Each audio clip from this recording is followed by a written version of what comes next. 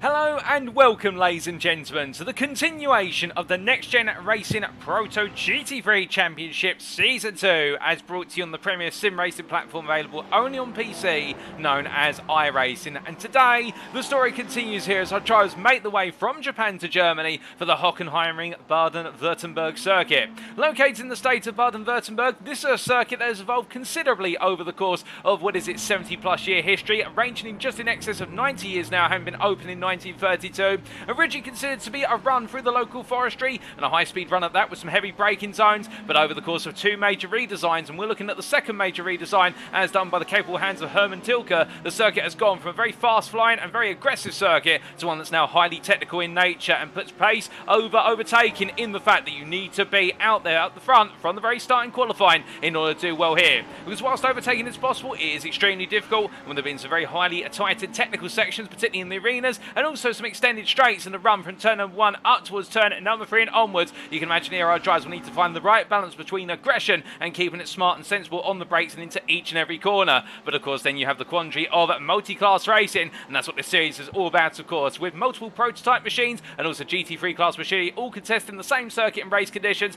That means it's certainly going to be very tricky and tough when it comes to lapping traffic and finding your way in between the other classes and battling with the drivers that matter most to you in your respective class. But as we get ready to get underway, let's take you through our schedule. Times in Greenwich Mean Time, that's GMT, or Universal Coordinated Time at UTC. Our times for tonight are as follows. In just under 14 minutes time, we head into our qualifying session for today. 25 minutes in duration, split into two equal halves, and we'll see all our GT3s out of the circuit before we see our prototype machines make their way out into the circuit, and they'll be very interested to see who's able to master the art of the one-lap pace, given the fact that qualifying is going to have a big implication here in our sprint race today.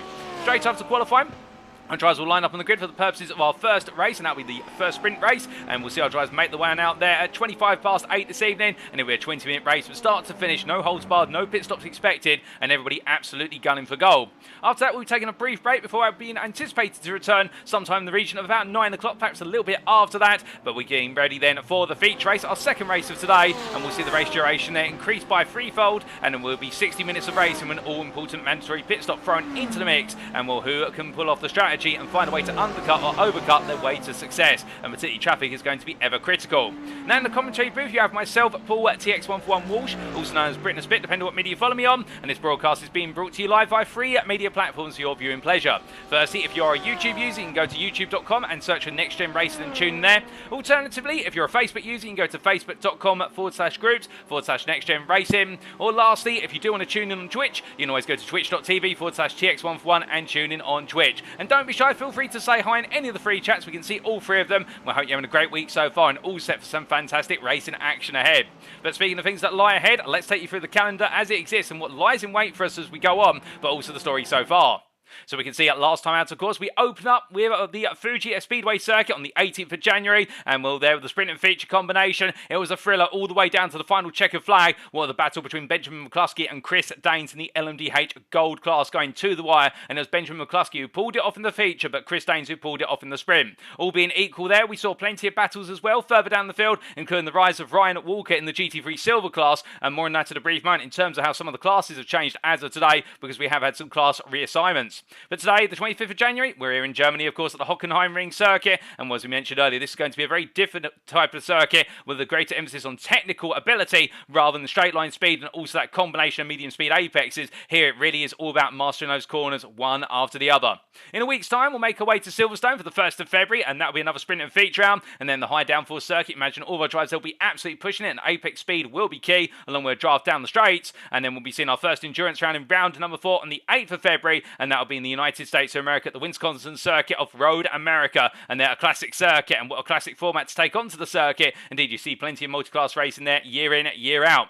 After that will be the 15th of February that sees round 5 take place at Circuit de Spa-Francorchamps, as we stumble over our words there, and that'll be another sprint and feature round, and who does not forget a classic run at Spa-Francorchamps, indeed a circuit with a multitude of corners, 3 very unique sectors, and an ultimate challenge for all of our drivers to conquer, and they'll be making their way back to the United States of America for the state of Indiana circuit, known as Indianapolis, the Brickyard, if you will, on the 22nd of February there in the sprint and feature race, and our drivers there will have to deal with a very difficult road circuit before making their way over to France to the Circuit de la Sarthe, also known known as Le Mans, in our second endurance round of the season, and that'll be in round number 7. And what season would be complete without Le Mans, of course, a circuit that is stapled to our GT3 and our Proto GT3 calendar schedules, and for great reason. You'll get to see all about that on the 1st of March, where strategy as well as outright pace will be ultimate key. Then in round number 8, we'll be making our way over to Italy, and that will be on the 8th of March, of the sprint and feature race at Monza. And of course, the tempo of speed there, it will be about the draft on the straights and the chicanes. And then in the penultimate round, we'll be making our way back to France for the Circuit de Nevers Magny-Cours circuit, and that'll be in our final sprint and feature race combination on the 15th of March. And their recently introduced circuit to iRacing, it may catch a few drivers out, and then we bring it all to a close on the 22nd of March at none other than Daytona Road Course, of course, in the state of Florida in the United States of America. And that'll be our final endurance round of the season, and also a classic circuit for endurance racing over the years, with the 24-hour Daytona having recently occurred on iRacing and due to kick off very shortly with regards to real-world racing. It's going to be one where everybody wants to wrap the season up on a high with the ultimate feeling of bringing home a win at Daytona. But going from our calendar to the standings as they stand so far after one round, we start off with the LMDH Gold class. And we should point out here, most of these standings will reflect the driver classes as of coming out of round number 1, not going into round number 2. So some of the drivers who are listed in these standings will have moved class going into this round, and we'll give you a specific update on those after we've gone through the standings. So we can see that in the Gold class, it's a tie at the moment at the top of the table, with Benjamin McCluskey and Chris Daines both showing 41 points, and both drivers getting the upper hand on one another in the sprint and feature respectively. But you imagine how one of them will be looking to try and break the deadlock. Behind them, it's Gaz Williams, or Gareth Williams as he's known in full, in P3 on 32 points. Only 4 clear of Craig Jones, who put in a good run, of course, last time out of Fuji, and looking to try and prove a point for SCCR versus the next-gen racing driver of Gaz Williams. Then in P5, we have Magna Jonland on 27 points, and only 1 point off of Craig Jones, and also trying to get into the fight with David Harney, only a further 1 point behind, and a sizable gap to William Foyle there in P7, and William Foyle having a bit of bad luck with 2 major incidents at the Fuji Speedway circuit, and he'll be looking to steer clear of those incidents and have a better day today. And Rafael De Santis, not in attendance last time out, but we'll definitely see the DRS eSports driver in attendance today. Coming on to the LMDH Silver class here, Jamie Dorey leads the way after an absolute flyer initially in what was the feature race, albeit the sprint race, however, a little bit less to be desired there, with the incident that cost him very dear. But leading on 39 points based on result countback versus Paul Williams, the two are tied at the top of the table, but Jamie Dorey, as we'll inform you very shortly, has been moved up to the LMDH Gold class, given his relative pace demonstrated at Fuji Speedway, so it will effectively be Paul Williams who leads the way coming out of the standings and into tonight. Callum Jenkins a further 7 points behind there in P3, and right now looking to try and get a bit close to Paul Williams, who really showed that consistency is key. But you can see it there in P4 on 23 points, and then we still do have 3 drivers who've yet to get a point on the board, including Jason Ashfield, Mark Baker and Wayne Douglas. Coming on to the LMP2 class, and we can see there it's the rise of Kevin Stringer by only a single point as he leads the championship over Mark Sykes. Now, it was an interesting story at Fuji with Kevin Stringer on course to take the win in the sprint, if it were not for an absolutely disastrous incident right at the end of the race, where it was a spin coming out to turn number 10 that upset all his momentum and saw Mark Sykes take the win. But in return, now Kevin Stringer will be looking to try and bounce back today with a perfect run of form and definitely show that he has got the pace in the LMP2. But let's not count out Mark Sykes, who kept Kevin Stringer honest all the way through the feature race until the final 10 minutes, and with a mistake costing Mark Sykes dear. And Nigel Stock also in the mix there in P3 on 35 points and staying close to the top 2. We're still waiting for the attendance of Barry Jarman and also David Maggioni there, who will also be competing in the class as the season goes on. And then go on to the GT3s, and we start off with the GT3 Gold class, and we can see Ryan Walker leads the way there after absolutely nailing it in the GT3 Silver class last time out, and he's been promoted to the GT3 Gold class, and as per the rulebook, he's allowed to keep the points that he accrued in the opening race of the season. But now he's going to be right up there with the very best of them in the GT3 class, including what would have been effectively your championship lead until Walker was promoted, and that is Frederick Stensbolt Dorey, as we can see there in P2 on 38 points, and throwing away what was nearly a guaranteed win in the sprint race with a critical mistake on cold tyres towards the end of the race in the sprint, but bouncing back immediately in the feature. And you can imagine the team slow-mo driver, we're looking to right the wrongs and make it a perfect double today. Johan Ersson there in at P3 on 37 points, only 1 point behind, and then we have a 5-point gap to Magnus Fluten-Berkirker, as we can see him there on 32 points, trying to hold off the charge of Russell Fowler. But behind the pair of them, Eric Benson there in P6 on 28 points, only 2 clear of Espresso Ryan, and then we do have Oli Martin Mjörk, followed by Jack Barker and also Stefan Vessels completing the standings, and Stefan Vessels in the 10th tonight, but wasn't able to make it last time out. We then come on to the GT3 Silver class, and we can see here Tom Bingham leads the way only by a single point over Stefan Albanese. And Tom Bingham, the name that flew high in, of course, the rear of what was Ryan Walker, with Bingham picking up the major points there. But Stefan Albanese also having a good run in the feature race, and the two of them will be going to blows once again tonight, with Ben Bennyworth not too far off the pace there in P3, only ahead of Ollie Wayne based on result countback. And it's Paul Scott in P5 ahead of Mark Arrowsmith in P6, with Arrowsmith not able to make the finish of the feature and having that early retirement. And Aaron Razy and also Brandon Hay are yet to turn a lap in the series.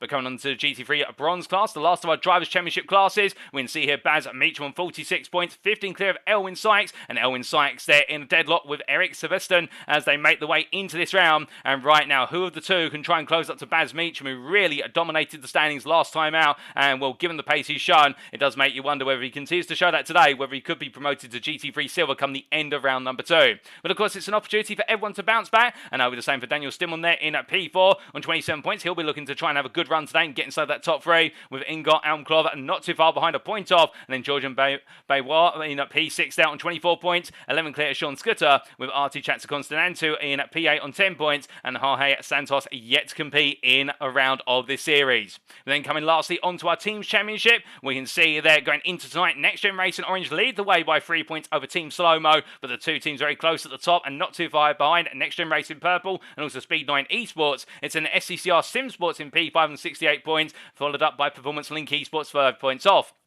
Team Slow-Mo leftovers, EMP7, level with their sister team of Team Slow-Mo Black, and they'll both be trying to get an advantage one another and find a way into the top 5. As will Verano Motorsport will be looking to try and charge up the order, with Chris Daines, of course, fronting the outfit there, ahead of DRS Esport in P10. And then we have Best of the Rest in P11, Rossum's Universal Robots, followed up by Racing Team Astra and Made for Racing.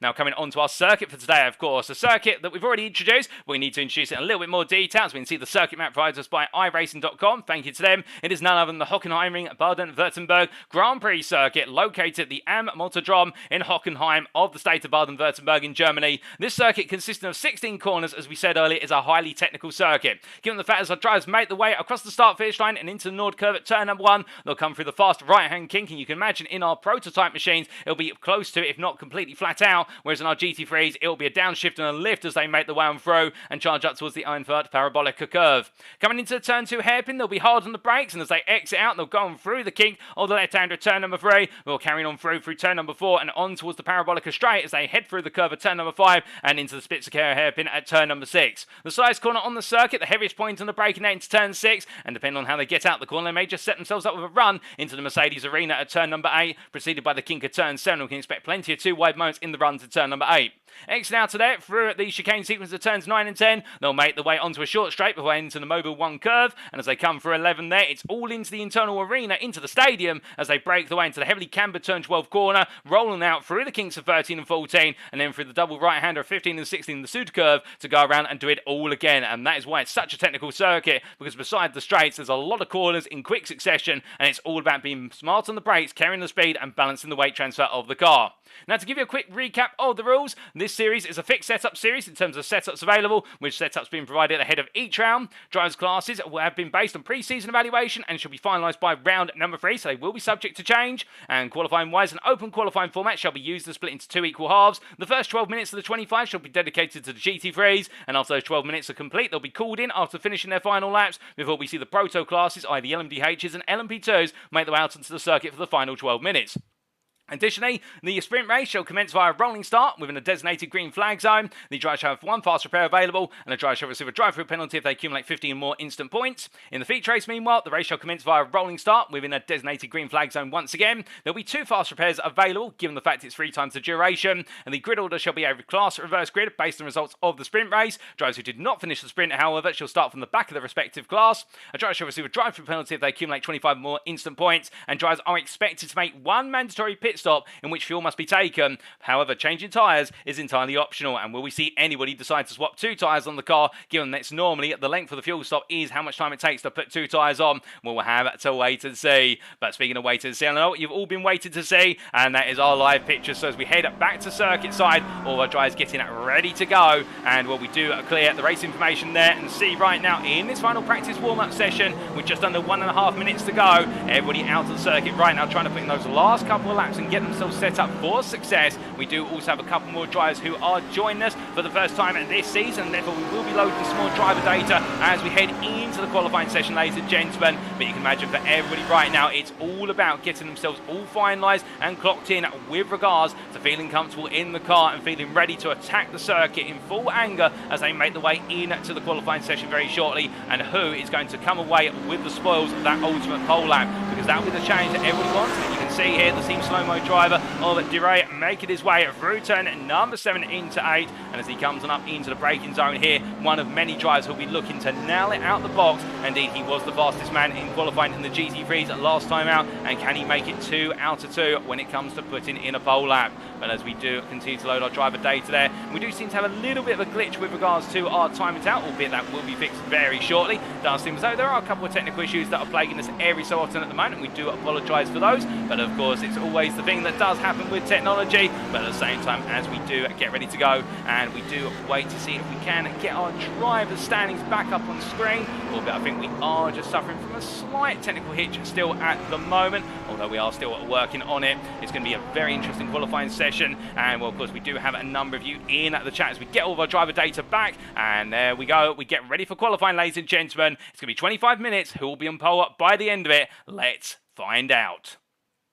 So everyone gets ready to make the way on out. Of course, we start off with our GT3s, and they'll be making their way very gradually out of the pit lane. And, well, we do need to introduce quite a few new drivers who are in attendance today. And, well, let's start off with some GT3 Gold drivers as they all roar their way out the pit lane here. And, well, you can see there is Deegan at Fairclough as he makes his way through the pit lane exit at turn number 1 and down towards 2. And, of course, no stranger to compete in the NXTGEN Racing Series. It's been a while since we've seen him out on the circuit as he makes his way out there in the privateer Rocket Machine in the Audi R8 LMS. But the one thing you can trust about Fairclough, he is an absolutely pace-bound driver in terms of, if you tell him there's more lap time out there, he will find it. There are no questions asked, and he could be one of the big names tonight that's right up there at the top of the standings in the GT3 class come the end of each race, and indeed in qualifying as well. But as he comes down into turn number 6, we've also got not just Dean Fairclough, but also we have some other drivers joining us in the GT3 Gold class, including the Audi R8 driver there just behind Jack Barker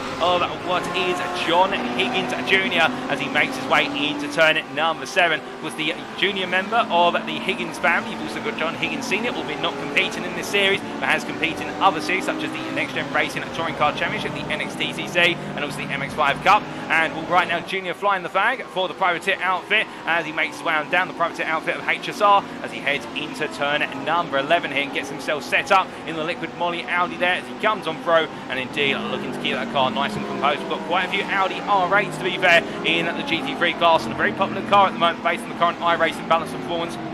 Also a car that can very easily catch you out if you're not patient with it and not able to settle that rear of the car down.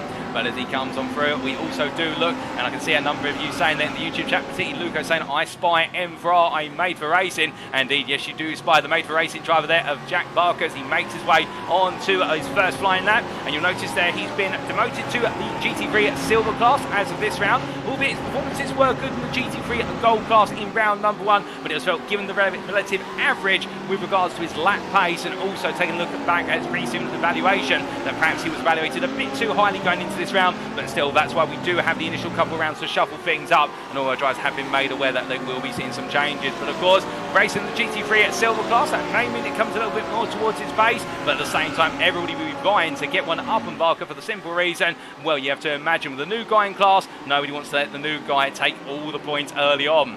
But as he makes his way on through, speaking of the GT3 Silver drivers, we do have Ollie Wayne here, of course, the NXTGEN Racing driver representing that team at NXTGEN, the NXTGEN Racing Purple outfit in particular, with the V2 NXTGEN Racing teams. And as he makes his way through the long kink of 5 and up towards 6, onto the brakes there, as we do say hello to Katie Eames on the Facebook chat. Good evening to you, Katie. And we also say hello in the Twitch chat there to Martin NVXR, who says looking to get into this league next season, and we'd love to have you with us, Martin. We really would absolutely love to see you out on the circuit. Indeed, all the more the merrier, and that's what we always say at NXTGEN Racing. If you ever tune in and want to be out on circuit with all of our drivers, do let us know. Do head to our official Discord or our website, and that's of course nextgenracing.co.uk. And we can see that Martin's used to race the McGann Trophy and the M4 GT4 in NXTGEN on Gran Turismo a couple of years ago. And I do remember seeing you out on circuit, Martin. I remember being the commentator for the league, and well, the years have gone on, but the memories never fade away, and they're all positive ones at that. But as we come back to our drives, making the way on around right now, looking to make new memories for themselves, of course. Well, do we have any other newcomers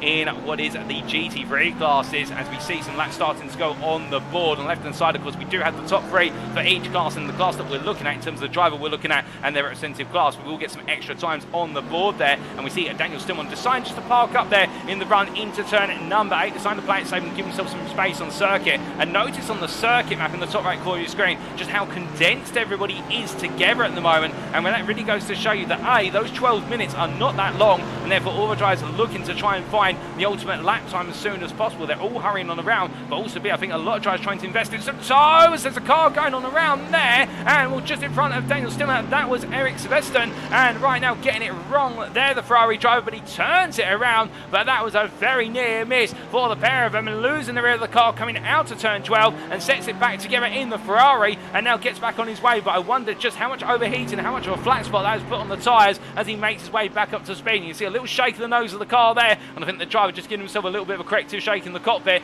with regards to the fact making that mistake early on. That's not what you want to do.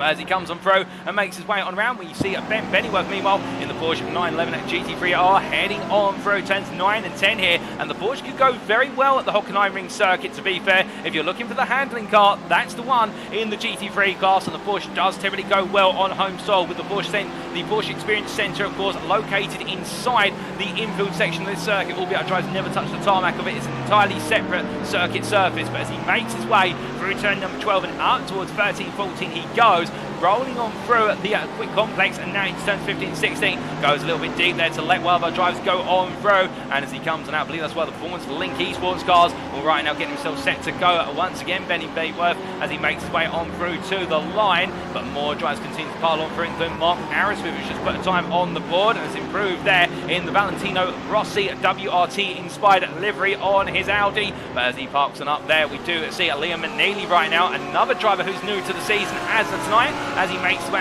down to turn number 6, and new to the series as well. And so you may recognise Liam McNeely from the MX5 Cup Series, about a few months ago now. And Liam McNeely, one of the big stars there, as he makes his way through the right-hand of turn number 6, and the privateer representing Team Vordzilla. And well, he's had major success in major esports competitions, and indeed success in the Next Gen Racing Series. And can he continue that success starting here today in the Proto GT3s? But as he makes his way down into the braking zone for turn number 8, well, right now find himself behind Deegan Fairclough, and these two, well, they're no strangers to being rivals to one another. Indeed, some of you may remember that in the MX5 Cups, some of the races between the two of them did get a little bit elbows out style action, and they won't be able to get away with it in these GT3 cars. They can bump and scrape every so often, but elbows out between the two cars will cause them to go off circuit major damage and put them out of the racing. As they make the way around right now, it is McNeely who is 6/10 faster than anybody else in the GT3 Gold class. Indeed, the GT3s as a whole, he is currently the overall GT3 pole sitter on a 36.973, and coming on to next lap, we ride on board with him as he takes us around for a flying lap of the Hockenheimring Grand Prix circuit. Taken down towards turn number 1 in 5th gear, looking to his brake marker, left hand side 50 board, drop a gear, chuck the car in, carry the speed on through, and then power all the way down towards turn number 2. Now making his way up towards the braking zone here, looking to his left hand side for his brake board. It'll be the 100 metre board, braking at 105 metres from corner apex down to 2nd gear, brings the car nice and early to the apex, powers out through the kinks of 3 and 4, and now flat out all the way he goes with a drop there Fairclough as he makes his way up towards turn number 6. Now just building up through the throttle, we can rest for a little bit. That's done one of the hardest corners at turn number 1 as he gets ready for the Spitzer hairpin, looking to his left hand side for his brake marker. And he'll be there, the 150 metre board, the 100 board, braking the 100 board, coming very aggressive onto the brakes, head down to 1st gear, clatters over the apex curve. That's going to take a little bit of time out the car, and now getting back onto the throttle here as everybody tries to factor their way in amongst one another, and coming into turn 7 into the Mercedes arena. That's the Porsche, moves aside, he heads onto the brakes, now it's Tom Bingham there moving aside as he gets onto the brakes here, it does McNeely, and coming on through turn number 8, they're wide apex, and as a result able to carry a lot more speed out the corner as he comes through 9 into 10 there, having to bring the car across the road, hitting a bit of a curb high, but he just brings the car back together. That's going to cost a bit more time there on a really fast lap, but that mistake will put him off a lap slide as he comes on through turn number 11 and into 12 there, and having to just carry the speed the right amount as he heads into the camber corner, get it nice and low. Here goes a little bit deep, however, and that's going to cost him even more time as McNeely now powers on through turns 13 and 14. Flat out here, keeps the car over to left for turn 15, brings it in once, and here's the double right, and in fact he decides to bring it into the pits there and not continue on to the end. I think he's deciding that enough's enough and he wants to get a new set of boots on the car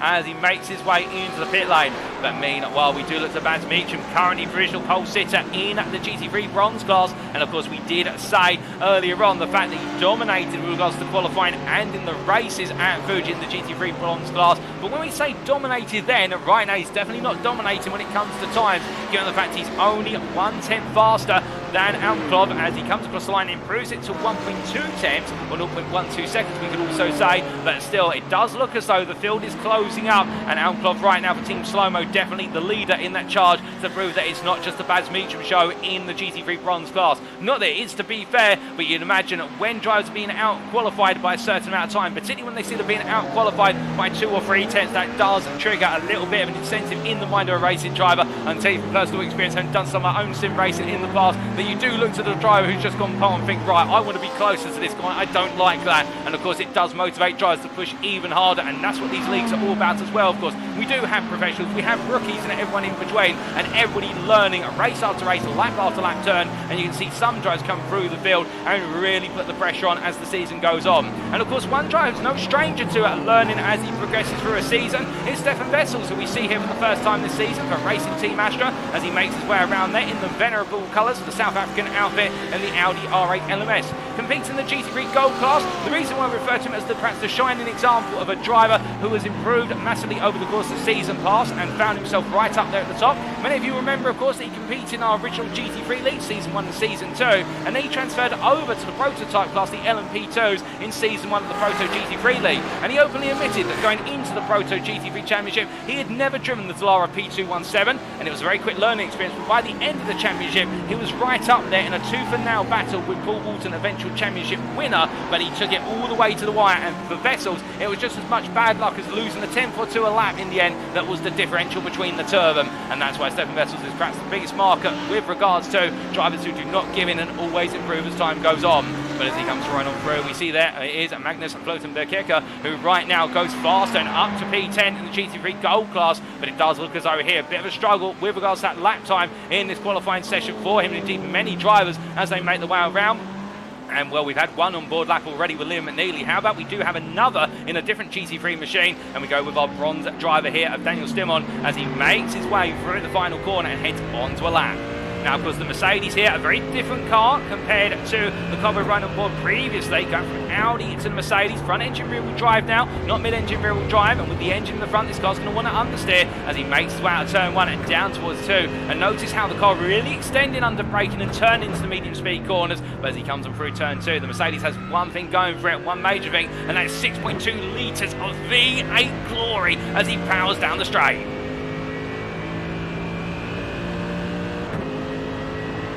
Now hearing the Mercedes engine roar as he heads on through the kink of 5 and gets ready to go onto the anchors into turn number 6, onto the brakes here, looking for his brake marker, the 154 just after it, braking there about 125 metres, goes a bit deep however, but gets the car stopped, and to be fair, he can recover this lap time as he makes his way out of the corner. You can go deep, you can go early as well, and as he makes his way into turn number 7, rolling on through there, flat out over the curb, and now braking at what would be the start of the entry curve down the right hand side, all the way down the second gear, 52 miles an hour on apex, powering out here, making sure to keep the car settled. The Mercedes prone to a bit of oversteer on corner exit with the amount of power puts to the rear tyres, but he brings it over and he decides he's going to abort the lap. He's not up, and therefore for Stimon it's game over with regards to his qualifying session. But meanwhile, as our drivers continue on here, we see Almklov right now trying to improve and find a way to get back at Baz Meacham, who has taken that provisional pole in the GT3 bronze class of 38.399 by 1/10 still. Meanwhile, in the GT3 gold class, well, they're still on laps currently, and we can see here Dean Fairclough making his way into turns 7 and 8, and he is 2.8 tenths faster than Liam McNeely there, and will absolutely fly him right now, so he's not really got a point to prove other than he's got more lap time out there. But meanwhile, speaking to drivers who are trying to prove a point, we see here Eric Sveston making his way down towards turn number 1. He improved in the first 2 sectors and improves there for P6 on a 39.738 in the bronze class, but most of our drivers have completed their qualifying session now. We've only got a couple more to go, including Ole Martin Muir, who gets it wrong there at turn number 12 and brings it onto the grass, so he'll be towed to the pit very short. shortly. Meanwhile, Stefan Albanese will be one of the very last drivers here, currently P2 in the silver class, only half a tenth off of Tom Bingham. Can he bounce back? No, he comes on in, so it will be Tom Bingham who's your pole sitter in the GT3 silver class. It'll be Baz Meacham who's your pole sitter in the GT3 bronze class, and it'll be Dean Fairclough who is your pole sitter in the GT3 gold class, and also your overall pole sitter there. And in fact, we do quickly bring up what is the overall standings to show you how all of the GT3s will line up on the grid together. Well, that's how they'll be arrayed there, and a big surprise is Tom Bingham, Stefan Albanese on the third row together in the GT3s, and we can see the Baz Meacham and Alan Club as well getting themselves well clear of their bronze peers, P14, P15, so they'll be on the 7th and the 8th rows. But now it is the time for what is the LMDHs and the LMP2s. It is Proto time as they make their way out onto the circuit here with 12 minutes to go as they exit the pit lane. And we do say hello there to John Higgins in the YouTube chat saying, good evening, Paul. Great to see June's taking part, and that's in reference to John Higgins Jr., of course, because I do believe that's John Higgins Sr. there. I hope you're doing well, good sir. And saying, come on, kiddo, you've got this. Hashtag Team HSR. Well, definitely right now, Higgins Jr., as his qualifying session has concluded, qualifying P11 in the GT3s overall and P8 in the gold class, and putting himself right nestled in there between Ryan Walker and Ole Martin Muir. And of course, Ryan Walker promoted to the gold class, and therefore Higgins Jr. is going to be in very close company. But with the tone now shifting to our faster classes of car, i.e. the prototypes, well, who has changed class, of course, going into this round? We've got no new prototype drivers to tell you about today. It is the case that we've only got the regulars from round number 1, but we do have our three.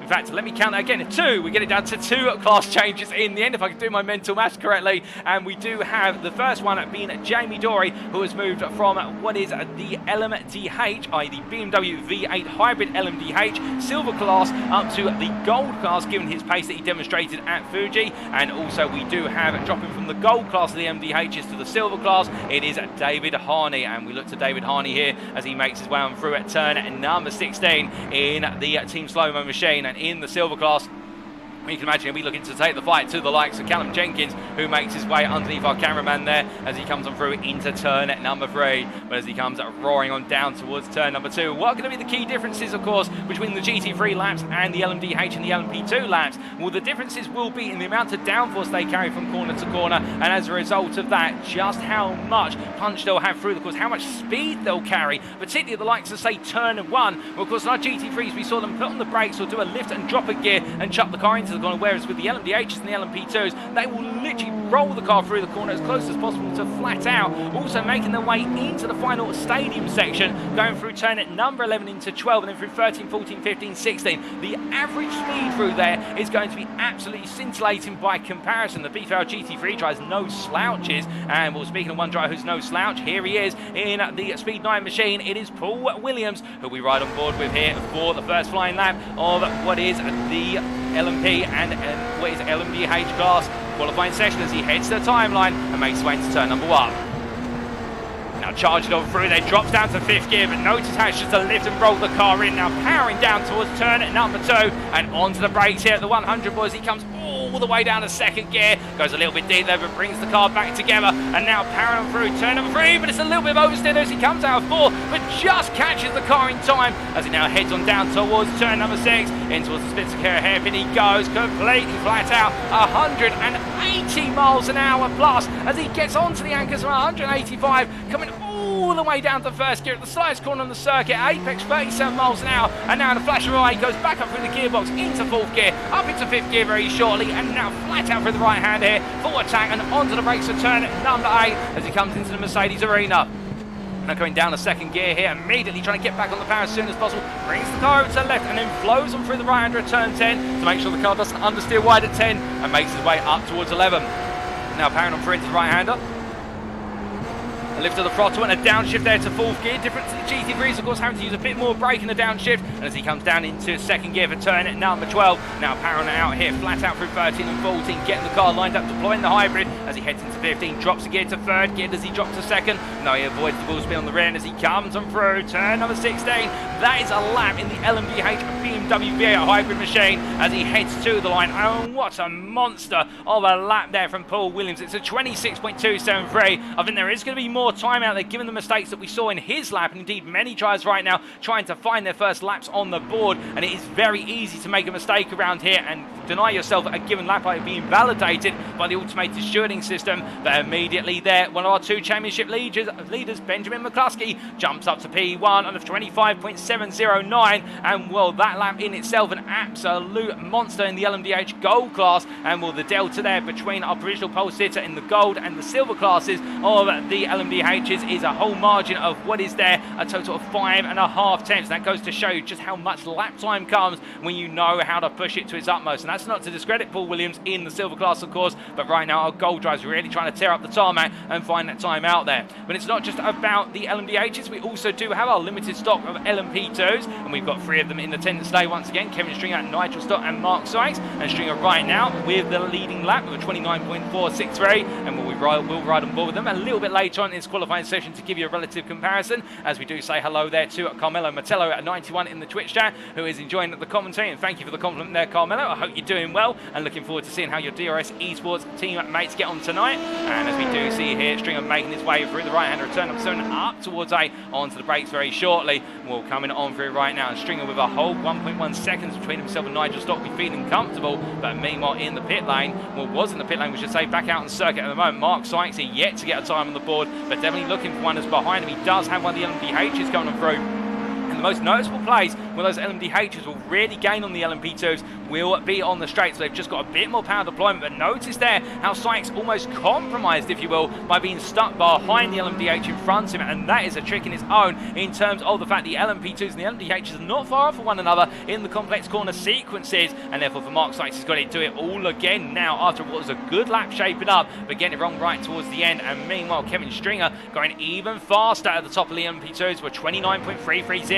now 1.2 seconds clear of Nigel Stott, and continue to grow that gap. But as we look from Stringer back up to our LMDHs, we do see here Callum Jenkins right now making his way down through 5 and up towards 6, and heading towards the braking zone he goes, but deciding to lift off there and let people on through. I think Jenkins right now just trying to give himself some space and give himself some tyre temperature as well, and really get himself clocked in for the next lap. But notice as he tries to get on the throttle, how the car just extends immediately, and of course that's that combination of the V8 engine plus also the hybrid coming on in, and in excess of 600 horsepower on the engine alone. And when you put the hybrid into the mix, you're looking at a plus 650 as a minimum. And as he makes his way into turn number 8, well, meanwhile as he comes on through, we look to newcomer Rafael DeSantis. Now of course not newcomer, he did sign up for this series in round number 1, but newcomer today in terms of making his way around the tarmac for the first time in anger. And with 4 minutes to go, DeSantis right now 2.1 seconds almost off of the pole lap in the LMDH Gold class, which he's part of. And as he makes his way into turn number 16, he's going to want to find a bit more time there, because right now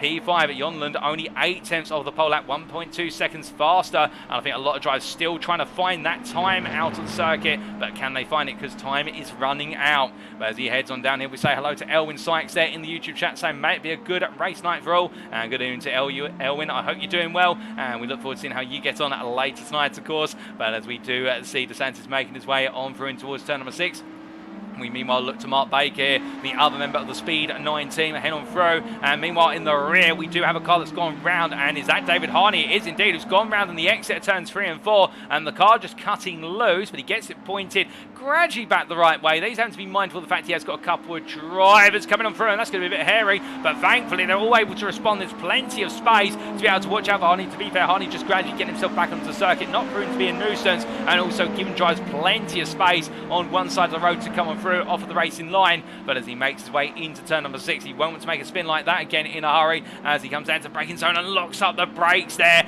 And of course these cars so tricky under heavy braking. We heard from Chris Daines, of course, last time out in Fuji in the post round interviews, just how tricky it is to avoid locking up. And speaking of Chris Daines, well, here's the Rano Motorsport driver, currently your provisional pole sitter overall of the LMDHs and in the Gold class by a margin of almost 8.5 tenths, in fact just over 8.5 tenths from Gaz Williams. And meanwhile McCluskey only P3, currently 9 tenths off of the pole sitter, and it looks so Chris Daines, in qualifying at least, is the man on a mission right now.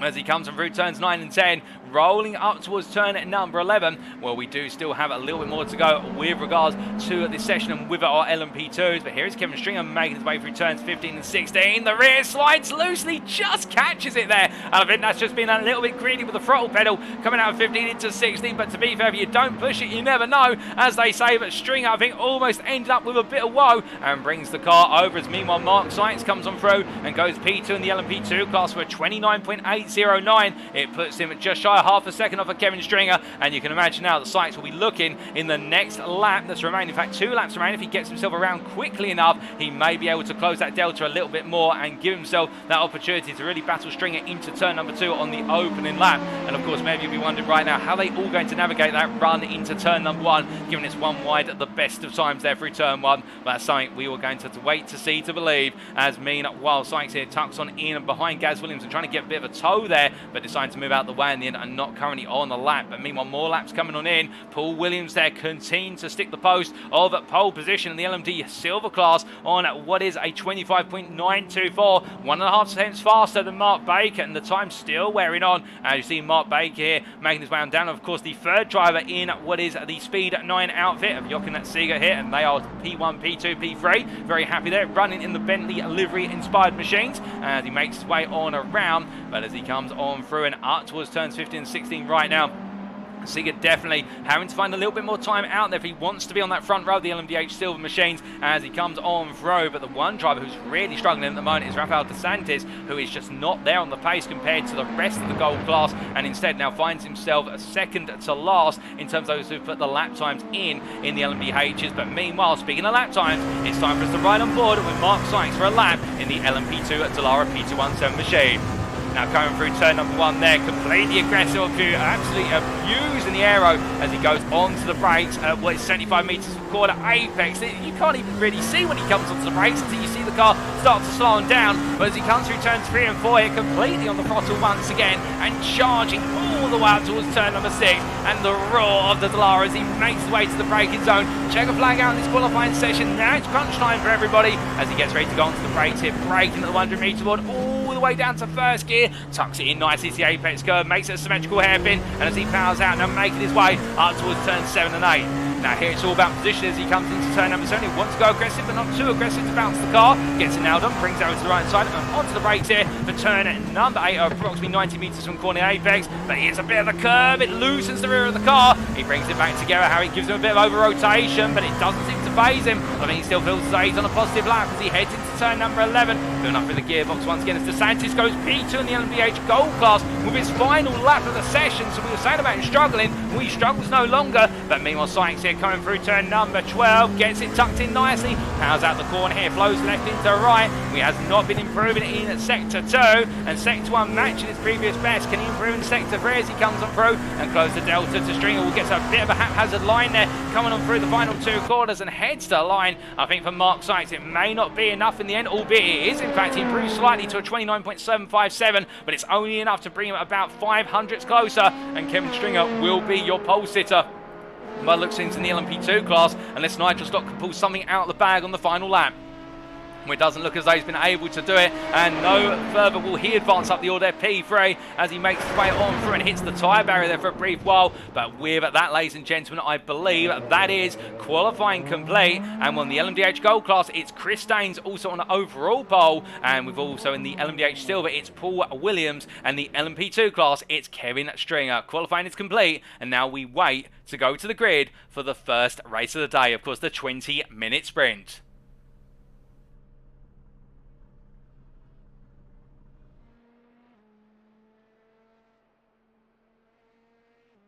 But as we do wait to get underway, we should be transitioning over in the next minute or so. In fact, there's the transition. Well, we've all been waiting for this. The clouds are coming over, but no rain on the forecast. And this is how they line up for race number 1 of today. In the LMDH class, we can see Chris Daines takes overall and also what is gold pole ahead of Rafael DeSantis there for DRS Esport, and the Verano Motorsport driver will do well to hold off the field given the fact he out-qualified everybody by 0.8 of a second. Gaz Williams and Benjamin McCluskey occupy the second row, and it's Jamie Dorey and Craig Jones on row number 3. Behind them on row 4, it's Magna Yonland from Team Slow Mo Black, who is then joined in P8 by Speed 9 Esports' pole position driver in the LMDH Silver class of Paul Williams, and then on row number 5, it's his teammates on Speed 9 Esports are Mark Baker and Jochen Seeger. Then on row number 6, we have Callum Jenkins, the privateer, joined by David Harney. And then following up further on row number 7, we come to our LMP2s, and it is the pole sitter in the LMP2 class of SCCR Sim Sports' Kevin Stringer, followed up by Next Gen Racing Orange is Mark Sykes. Then it's Nigel Stock in P15, and then we come on to the GT3s, starting off with Deegan Fairclough, who will be on what is effectively the 8th row of the grid, albeit he will be separated from the LMP2s, given the fact they have to give at least a second space to one another. And then we will see Liam McNeely joined by Eric Benson on the 2nd row of the GT3s, row at number 9, the privateer head of the Team Slow-Mo driver, and there will be Johan Earson for Team Slow-Mo, joined by Tom Bingham, your silver pole sitter in the GT3 class, P20 for Performance Link Esports, and then it will be the pair of Stefan Albanese and Frederic Dorey, who will be starting on the 11th row. And as we continue our way on down, we'll have Jack Barker for Made for Racing on the 12th row, joined by Russell Fowler from Performance Link Esports. A good qualifying session for Jack Barker, no doubt about that. And then on the 13th row, it'll be Ryan Walker and John Higgins Jr., followed up by Ole Martin Muir and Mark Arrowsmith. Then your bronze pole sitter at Baz Meacham starts P29 on what is there, the 15th row, joined by Ingar Almklov, his closest rival, with Magnus Berkirka and Matthew Addy on the 16th row. 17th row to Paul Scott and Jordan Benoit, followed up by Ben Bennyworth and Daniel Stimon. And as we continue on down the grid even further, so Elwin Sykes and Espresso Rion on the 19th row, followed up by Stefan Vessels and Eric Sebastian on row number 20 to complete the top 40. And then the last row of the grid will go to Jorge Santos and Next Gen Racing Purple's Ollie Wayne, P41, P42. But that's the gridding process complete. They're already getting underway, and as our drivers get themselves set, the pace car will pull off shortly, and it'll be Chris Daines who takes us to the green for racing in race number 1 of today.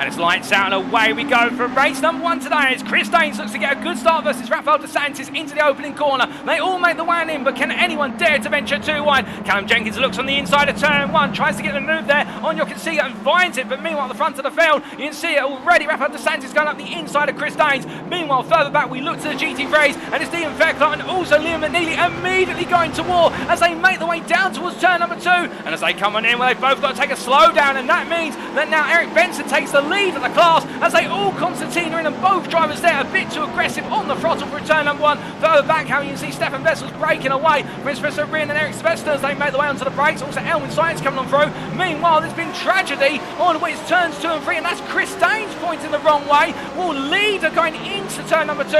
He's now dropped all the way to the back of the field. We're not quite sure what's happened there, but we'll try and find out very shortly. It's all happening fast as they all seem to survive by a couple of drivers. But meanwhile, the LMDH is making their way through turns 8, 9 and 10, and Rafael DeSantis there goes a bit wide, but he's still got Gaz Williams behind him as he heads up towards the next corner. They roll the one in the rear of the picture. You can see the GT3 starting to make the way into the next sequence of corners, but meanwhile you can see on Callum Jenkins battling side by side into turn at number 11, run the way on through, and Callum Jenkins fending off the rising star Callum Jenkins, but as they make the way on through right now, you can see on the offensive once again. Meanwhile, further back in the GT3s, Liam McNeely trying to go around the outside here of what is there Eric Benson, and does so. In fact, he goes the inside into turn number 11, and as they come on through up towards 12 now, can Benson find a way back, or in fact he might have to defend there versus his rival Team Slow-Mo driver of what is Johan Earson as they make the way through 12 and up towards 13, 14 they go. But there's definitely been drama on the opening lap, and we have had a couple of incidents for drivers. We're not quite sure what happened to Chris Daines, the one who's lost out the most of everybody, but we'll find out very shortly. But as one lap turns into the second lap of the day,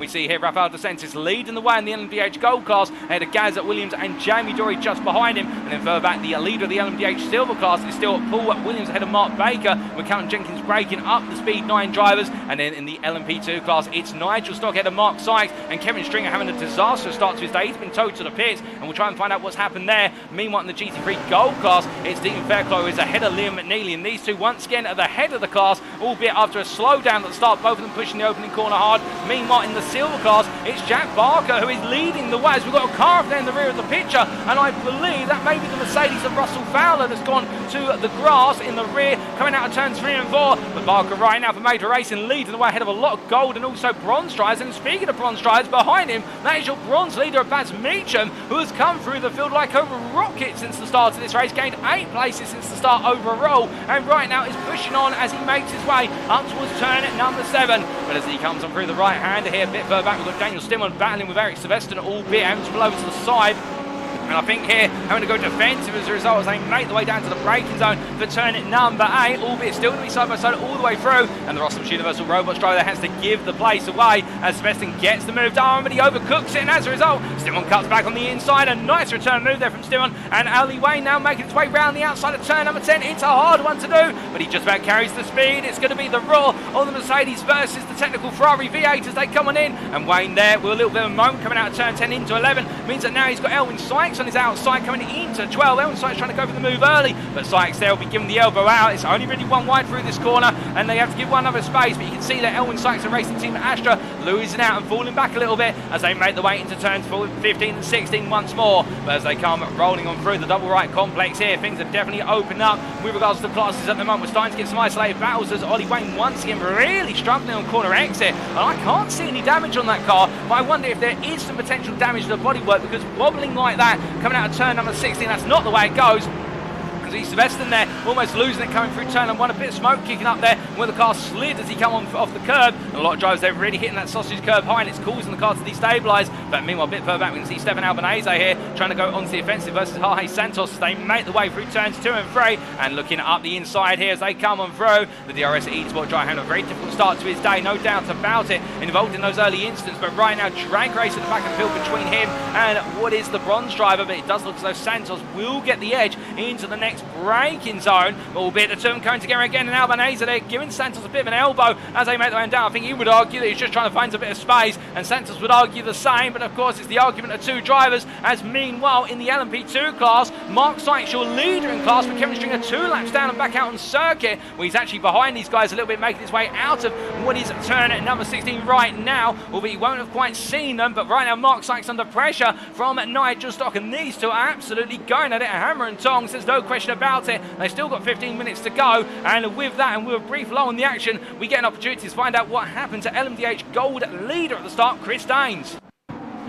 Well, this is in the run to turn number 2. Now coming out of the hairpin on the power, car wobbles a little bit, cold tires, he just drops off the apex curve there at turn number 4, and Chris Daines, will all credit to him to be fair, just trying to hold that inside line, but in the end the car letting go, and then Stringer coming on through, and the two of them coming together, and that explains what happened to Kevin Stringer and why he's had to come into the pits for SCCR Sim Sports, coming through there as Daines was trying to turn it around and just not able to react in time, and we can see there the damage being done as Nigel Stock was in fact ahead of Mark Sykes for a time, but Stringer having to park the car up and let it go. And as we return to the live pictures right now, Sykes here looking to try and hold off Nigel Stock as they make the way into turn at number 11 once again, but meanwhile further behind them in the GT3 class, where it's Fairclough versus Williams McNeely, and right now McNeely defending on the inside for Team Fortilla, and the two privateers going into turn number 8, onto the brakes they go, and as they roll the way through the left hand, of course these two, not just sim racing professionals, but also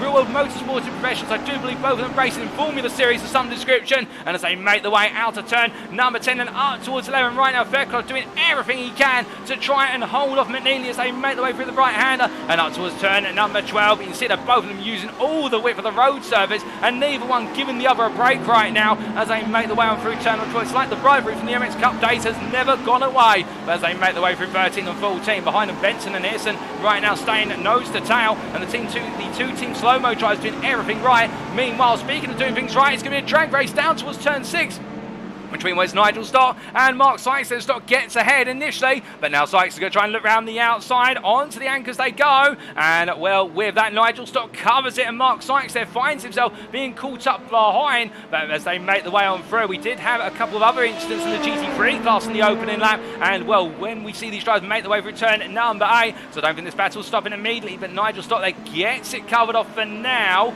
but as they roll the way out to turn number 8, it's only for a brief while, and meanwhile Callum Jenkins, oh goodness me, and what on earth has happened to Callum Jenkins? Parked up there, I think, waiting, and in fact I think the car's beached as he tries to get moving. Look at that, the car right now beached on the run off of the turn 12 corner, and as a result having to be towed to the pits, and that's a disaster for the privateer who was stuck there. We'll try and find out what exactly happened to him very shortly, but meanwhile you can see it here under pressure from David Harney. Well, Speed9 Esports there, the lead driver Paul Williams breaking away with things, but meanwhile the rest of his teammates really up against it, as right now Seager trying to hold on versus Harney is putting the pressure on, but as they make the way on towards turn number 6, we get an opportunity to take a look back at what happened to Stefan Albanese on the opening lap.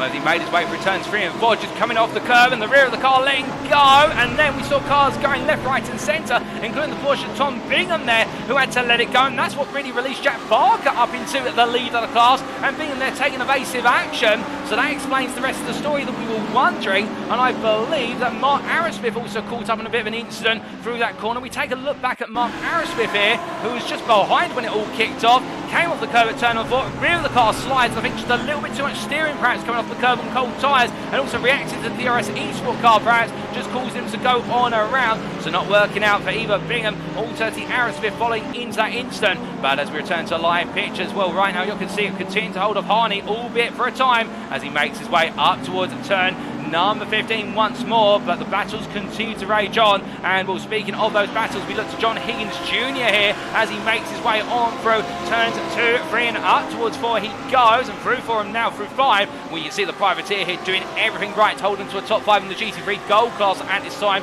albeit he's got the pressure there of Frederick Stensvold Dorey as they make the way up towards turn 6, both of them onto the brakes here, and well, it is a top 6 of Audis right now. In fact, say it's a top 7 of GT3 overall Audis, top 6 of GT3 Gold Audis. The Audi definitely proven to be the car that seems to run hard and fast here, as meanwhile at the front of the field, speaking of running hard and fast, Winston McNeely versus Veklo rivalry again as they make the way through turn number 8. Cut back there for McNeely and he gets himself back ahead, and we're Dean Veklo here really trying to find a way on through, falling back a little bit there as we ride on board and listen in, but you can imagine he's just trying to set himself up for the next potential move. They've still got half the race to go. As they both dip their way out of turn number 11 and up towards 12, of course, dip any further and they'll drop a tyre onto the gravel and the car could go on around. The drivers really pushing one another as hard as possible as they make their way through 13 and 14. But I think the thing for the number 87 driver here is, being the attacker, we can put the pressure on. But the thing about Manili is he does not succumb to pressure easily, and therefore you've really got to try and make that move happen. Takes a bit too much apex curve there at turn at number 16 does Fairclough, and as a result goes a bit wide. Manili there sets the fastest lap of the GT3 so far at 37.257, but it all continues as meanwhile we've got a car going round, and goodness me, that's a bit of smoke being kicked up there, and that is Magnus Fullerton Berkeka, who right now the Team Slow-Mo leftovers driver getting it wrong by looks things at turn number 15, and the car deciding to go all the way round. What exactly happened? Making its way up towards the next corner, towards turn 15. Having to also deal with some LMDHs coming through on the brakes there. Bas Mitchell got a bit slow now. I think the Norwegian driver there just having to react to the slow bronze driver in the GT3 class. In return, the rear of the car lifting up and around, and then having to get himself reset accordingly. But as we return to the live pictures now, we do have Mjörk in the pit lane. That's Ole Martin Mjörk, and also we do have Russell Fowler still pressing on in P12 in the GT3 Gold class. But a little bit further up the road from Berkeka, we do see Jordan Baywa here under pressure from Ben Bennyworth, and right now, of course, this is where the GT3s are intermingling with one another, given the Frenchman here third place in the bronze class, and he'll be very happy to hold on to that podium to the end.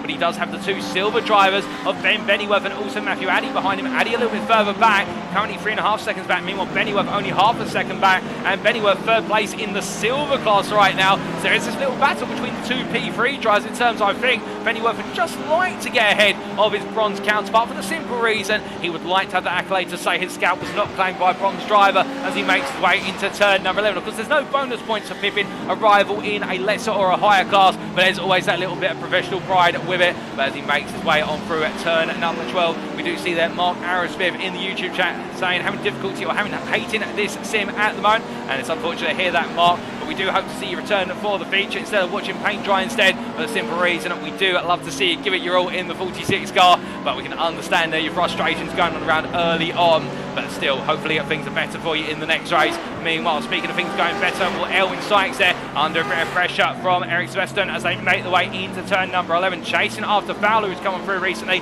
with Jorge Santos just up ahead of them, and you can see Kevin Stringer behind. And well, when you're in the LMP2, and this is the arena section we were talking about, the main stadium of turns 11 through to 16, where it's so tight, you can imagine for our prototype cars right now, they have to use their downforce and have to use awkward lines to get their way through the GT3s. As he goes around the outside there of Scott and also Sykes, and in fact, Elwin Sykes being passed by Paul Scott, who finds the space. They just about all navigated safely, but meanwhile Sylvester on the inside here of Elwin Sykes into turn 1, and Sykes I don't think really having an answer for it, given the fact he's been passed left, right and centre by an LMP2, and then Paul Scott in the GT3 Silver class, and in the end Sylvester just capitalising on it and saying, right, we're going all in and getting it done as he makes his way through at turn number 2 and 3. Goes a bit deep, however, but gets it caught nicely, and the Ferrari driver carries on. But as he makes his way in the run down towards the next corner, you can see Paul Scott just in front here, the GT3 Silver driver, Next Gen Racing Orange, going up the inside there of his rival, which is, of course, Santos, albeit in the bronze class. And as they make their way on to the anchors here, battle of the Audis, and Santos going a little bit later on the brakes, but Paul Scott with the inside line, and what he can do there, just make it open and gradually bring the car out and cause his rival to have to back off the throttle slightly, and he does exactly that, albeit a slightly crumpled front end on that Audi, and I think there was a bit of contact much earlier in the race. But meanwhile, speaking of racing, that's closing up and staying true to its word from the very start. We can see John Haynes Jr. here right now, still in this battle with Stefan Vessels, as right now the Briton tries to hold off the South African as they make the way up towards turn number 2 once again. Of course, these two I do not think have ever raced one another in any of the Next Gen Racing leagues, if at all, on iRacing. And as they make the way through turns 2 and 3 right now, we could have a new rivalry for me as they make the way on towards the Spencer-Kerr hairpin. But it does look as though Haynes Jr. keeping it nice and compact for a time as he makes his way onwards towards turn number 6 and heading up towards the braking zone here. We won't want to make any mistakes at the moment, so they'll be critical if he does. Meanwhile, further behind, Chris Daines having to come through the field, making his way past Callum Jenkins there, albeit gaining the place on an LMDH car, but he does have to keep in mind it's an LMDH Silver, not an LMDH Gold. But we've got a big lock up there, a lot of smoke, and that is Jack Barker from the lead of the GT3 Silvers, who's gone and around. He reverses it, but Ben Pennyworth is now your GT3 Silver leader in drama quite late in the day, and Barker there dropping to P3 in class, but still he'll be on the podium at this rate if he can keep it together, but not the way he wanted it to go. And as they make the way towards turn number 8, well, Pennyworth now finding himself in a bit of an unfamiliar situation with Tom Bingham, the performance-winning esports driver, who on paper, given qualifying, would have been the driver to potentially be running away with the lead. Well, right now Bingham has had to find his way through the order little by little as they roar past our stationary camera down the entrance into turn number 11, and as he makes his way up towards turn number 12. But Bingham, he's got it all to do and not long left to go as he rolls his way down through 12 and up towards 13-14. But as he presses on here, we're heading into the next braking zone very shortly. You can see that Callum Jenkins lifting off, it would seem. I wonder if Jenkins is struggling with the car at the moment and opting to let the GT3s go on through. Well, but you can imagine on the straights it'll be the opposite way around. I think that might have been a mistake for Jenkins in fact, and that's why it's played out the way it has. But speaking of things playing out, we take a look back at what happened to Jack Barker only a moment ago.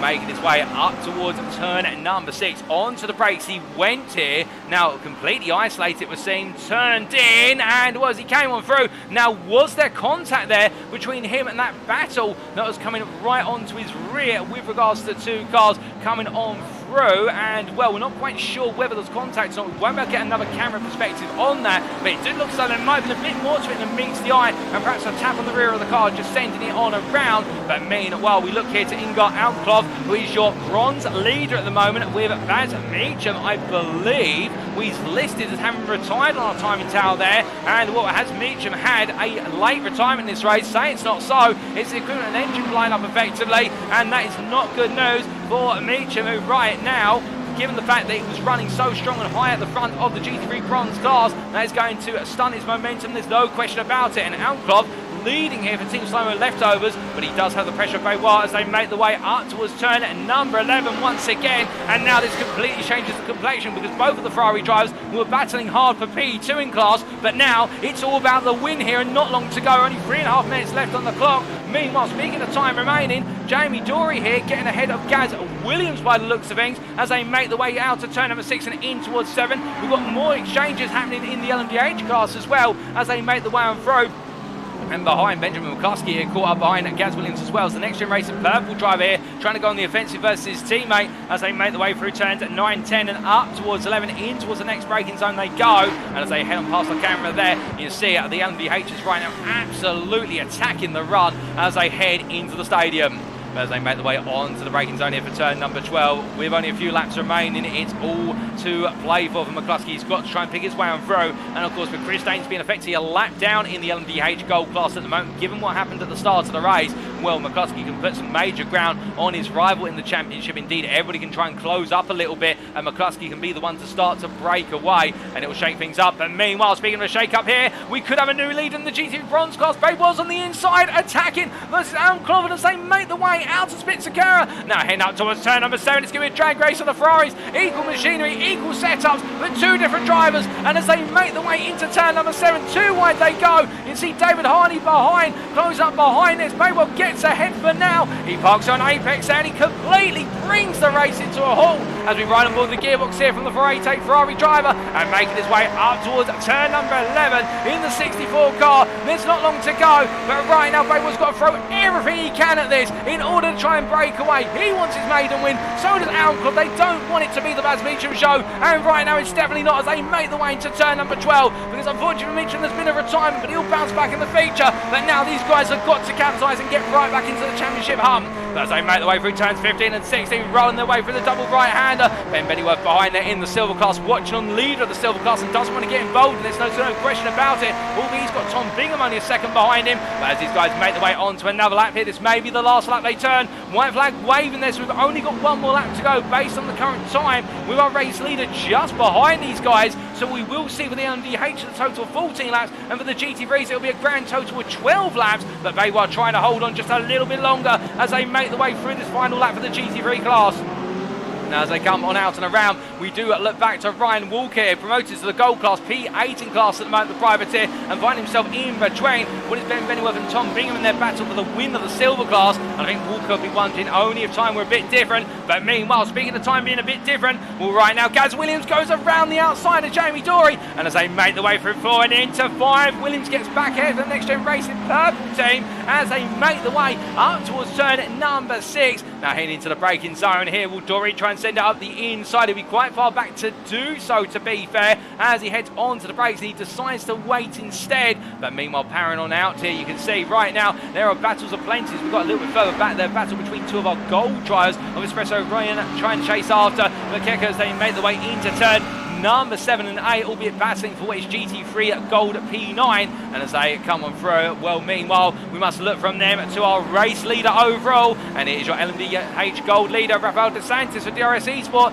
He comes on through turns 15 and 16, and well, after a great start, he's never let go of the lead. As he comes through the final corner, the checker flag awaits him, and Rafael DeSantis will take the win for the Italian outfits. He crosses the line there, your winner by 13 seconds in the LMDH Gold class. Your next finisher will be Gaz Williams, who comes across the line there for Next Gen Racing Purple ahead of teammate Jamie Dorey as the two of them run to the finish. And then it will be shortly, I do believe, the next winner to come on through. It will be Paul Williams of Speed9 Esports as he makes his way through the throwing sequence. He's got his teammate there behind him, Jochen Seeger, who's staying close. But as Paul Williams heads on through the final corner, it's been a faultless performance, and once again, it's the checker flag for him as he takes the win here in the sprint ahead of Jochen Seeger, his teammate P2. And then we have Nigel Stock shortly coming to the end of his race, albeit there's a bit of time to go. I think we may have had some of our GT3s already finish their races, and in fact, where are the GT3 gold drivers, I hear you ask? Well, here is Liam McNeely, currently P1 in the gold class, and clear to Dean Fairclough, who's had a mistake somewhere and has dropped a long way back.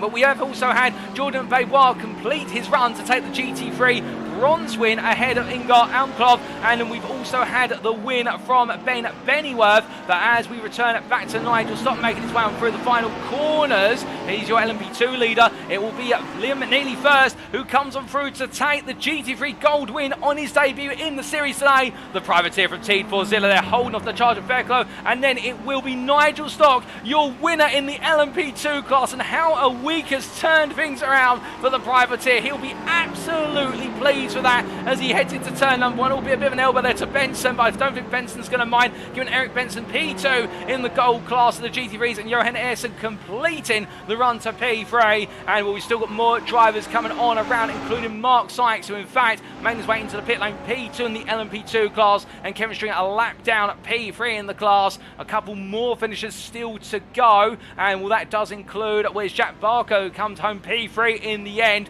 in the GT3 Silver, but I think kicking himself for what happened right at the end. And we've also got Ingar Almklov coming into the pit lane, but anybody else to actually cross the finish line, we've got Ryan Walker there, who finishes P8 in the gold class in the end, but everybody scattering the way to the line. And well, I think that's everybody across the finish line. Race results are in, ladies and gentlemen, and well, with that, how they all get on across the field, and well, let's look at those standings.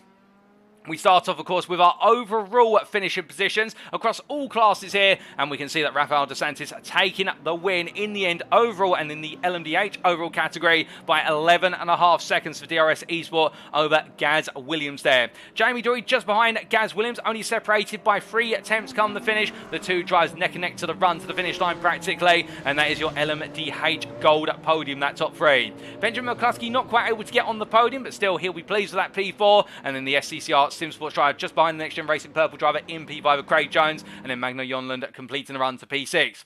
There's your winner in P7 overall, and that is your LMDH Silver winner of Paul Williams for Speed 9 Esports, ahead of teammate Jochen Seeger, and then in between them and David Harney, the third place driver, P11 overall, and was third place in the LMDH Silver class. Nigel Stock taking his first win in the LMP2 class this season, the privateer, ahead of NXTGEN Racing Orange's Mark Sykes.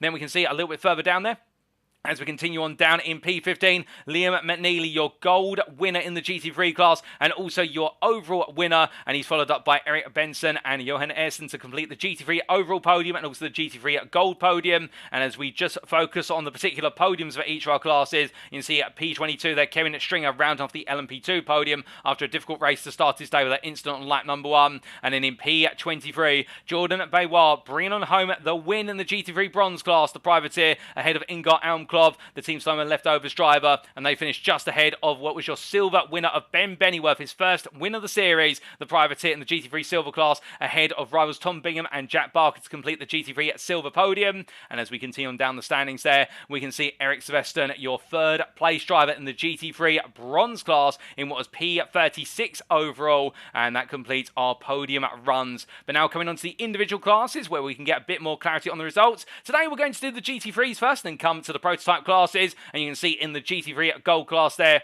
Liam McNeely taking the win by 5.3 seconds in the end over Eric Benson after holding off Deegan Fairclough for so long. I believe a mistake or an instant for Fairclough in the end cost him dear, and well, we'll be expecting him roaring and back and fighting fit going into the feature. Benson finishing ahead of teammate from Team Slomer of Johan Ersson to complete the top 3, with Frederick Dorey in P4 and not too far off of the top 3 pace, but not quite able to get on the podium. And then Deegan Fairclough in the end recovering to P5, ahead of John Higgins Jr. on his debut at P6 there, battling hard with Stefan Vessels and keeping it at bay for 4 attempts by the end of the race. And then Magnus Berkecker finishing a lap down, technically P8 for Team Slomo leftovers, ahead of teammate Espresso Rien. We saw them battling towards the end. Russell Fowler P10, and then Besseres Ryan Walker ahead of Ole Martin Mjörk.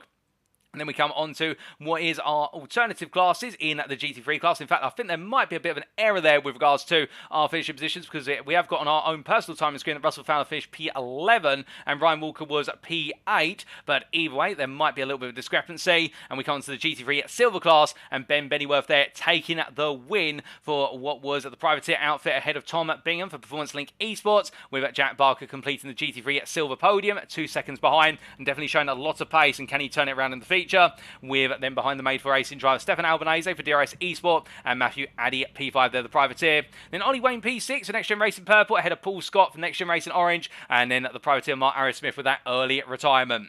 Then coming on to the GT3 bronze class meanwhile, we can see that Georgian Baywa confirmed as your winner by 4 attempts over Ingar Almklov. The Team Sloman leftovers driver not quite having enough in the end, but the pair of them finishing a whole 46.1 seconds clear of their rival Eric Sveston, who completed the bronze podium. And then Elwin Sykes, Jorge Santos, Daniel Stimon, and Baz Meacham completing the stands, albeit Baz Meacham with that early unfortunate retirement, and not a good moment for the Welshman, but he'll be bouncing back in the feature. And then coming on to what is the LMDH classes, going on to the prototype classes now, starting with the LMDH Gold class. Rafael Dos Santos, your winner by 11.5 seconds over Gaz Williams, with Jamie Dorey completing at the standings. And then at Benjamin McCluskey at P4, ahead of Craig Jones, Magna Jonland, and Chris Daines.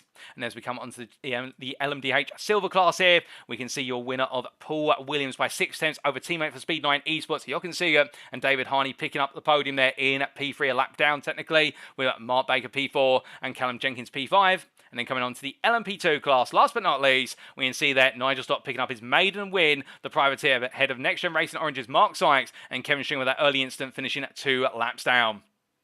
Well, that concludes our run through the stands, ladies and gentlemen. All 6 classes covered, and now we get ready to go once again. In approximately will be 5 minutes' time. We're a little bit behind schedule, but we will be back in approximately 5 to 6 minutes' time for the build-up to the feature race. It'll be triple the duration, 60 minutes of racing, an all-important pit stop, and the all-important question about navigating the traffic. Who will come out on top in the second race of the day in Germany? We'll find out soon. Don't go anywhere. You won't want to miss it.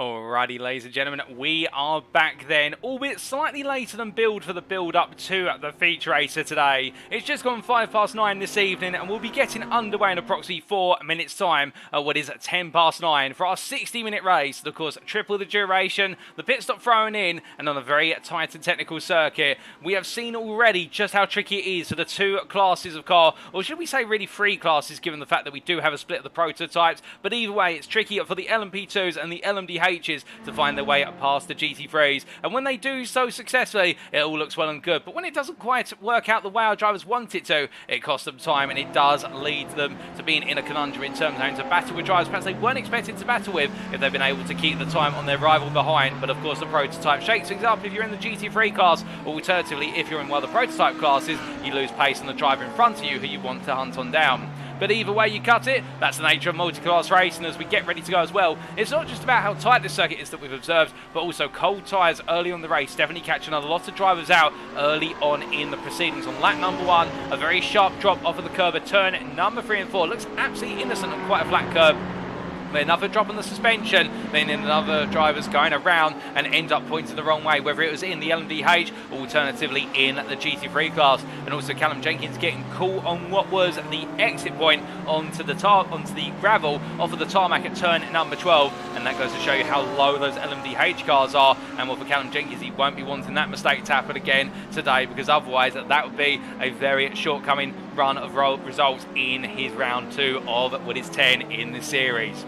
As we look to Speed 9 Esports' Mark Baker as he makes his way through turns 2, 3 and 4 right now. One of the drivers who had a bit of a mixed run of results, starts off quite well in the opening half of the sprint race, but then ending up dropping a long way back, and really, well, the Speed 9 Esports try not quite able to make it a podium lockout for Speed 9 Esports. In the end, David Harney picking up that P3, but he'll be looking to bounce back, and he'll be starting a bit further up the class. Meanwhile, of course, starting towards the back of the LMDH Silver class will be Paul Williams, your winner for race number 1 of today in the Speed 9 Esports BMW V8M Hybrid.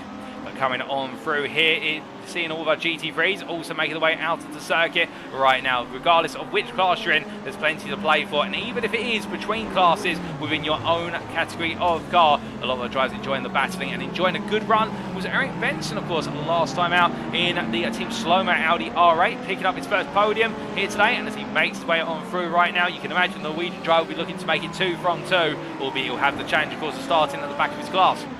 Now, to clarify, how's the grid being set? We talked about it earlier. It is a reverse class grid. Now, what does that mean in straightforward English? That means that we'll see the LMDHs line up in their category. So it will be the LMDH Gold drivers, will be inverted based on their finishing positions. They'll start at the very front, then there'll be a 1 second gap to the LMDH Silvers, and then there'll be a 1 second gap to the LMP2s with their inversions respectively, and then it'll be the GT3 Golds, the GT3 Silvers, and there'll be the GT3 Bronze drivers, and therefore every class gets to go underway without being intermingled in amongst one another. And then we see the classes gradually mold together and mix up as the racing goes. And of course, early instance, drivers who get a fast start in the lower classes, compared to some of the drivers who get a bit of a slow start in the faster classes, they all start to converge, and that's what leads to the challenge of 60 minutes. But of course, all the drivers at Fuji navigated it quite well. But the thing about Fuji Speedway last week, a very open circuit for the most part, and therefore when you are trying to find your way through traffic or trying to make moves, there's plenty of space to play with. But here the real estate is a lot more limited by comparison, and of course Russell's Universal Robots and Daniel Stumon experiencing that in race number 1, but putting in a good performance, and the Brother Trial will be looking to make it another good performance in the feature, no question about it. But now, with only 30 seconds left to go, and so many of you tuning in, of course, great to see so many of you tuning in. We do appreciate it. And if you're not subscribed to the media platform you tune on at the moment, feel free to subscribe to keep up to date with all the latest broadcasts that are coming with weekly series hosted by NXTGEN Racing. We do quickly say hello to Bernardo Colde there in the YouTube chat, saying push Mark Sykes in reference to Mark pushing hard after Nigel Stock in race number 1, but wasn't quite able to bring home the win in the LMP2 class. But can Kevin Stringer have a better run in race number 2 after that early incident put him out of proceedings? Well, everyone's made their way back to the pits. It's time for us to grid up for the feature. So as our drivers make their way onto the grid, this is how they line up for race number 2 of today. It is Chris Daines who once again takes pole, albeit reverse pole this time, given the incident on the opening lap in race number 1. And he is joined on the front row by Magna Yondan there, the Team Slow-Mo Black driver. Then it's Craig Jones from STCR Simsports, joined by Benjamin McCluskey, P3, P4 on the second row. And then it's Jamie Dorey and Gaz Williams on the third row, followed by Rafael DeSantis, your winner in the LMD Gold class. We then have Callum Jenkins, who starts off at LMDH Silvers, then behind Behind him on the 5th row is Mark Baker and David Harney, followed up by the 2 leaders of the LMDH Silver class come the finish of the sprint, and that was Hockenheimring and Paul Williams. And then come on to row at number 7, we come to the LMP2s, and it is Kevin Stringer who takes pole position there, reverse grid pole for SCCR Sim Sports, joined by Mark Sykes on the 7th row for Next Gen Racing Orange, and Nigel Stott behind them as the winner of the LMP2 class last time out. And then we can come on to the GT3 Gold class with Erling Martin Mjörk starting on pole position for Team Slow-Mo, and behind him on row number 9, the pair of Ryan Walker and Russell Fowler, followed up by completing the top 20, Espresso Rien and Magnus Berkecker.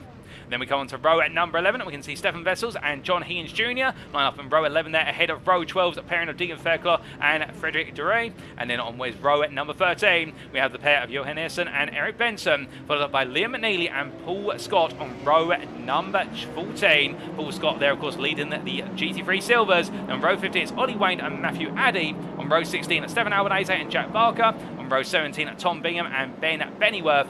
Row at number 18, Mark Arrowsmith, and what is there, your pole sitter for the bronze class of Baz Beecham with that retirement. On row number 19, Daniel Stimman and Jorge Santos. Row 20, Elwin Sykes and Eric Sylvester. And on the final row, Ingot Almakov and Jordan Baywa, who starts at the back of the field. But we get ready to go racing once again. It's Chris Daines who gets us away. It's a familiar starting procedure, but it's the feature now. And can Chris Daines have a better run into turn number 4 this time around? We'll wait the run through to turn 1.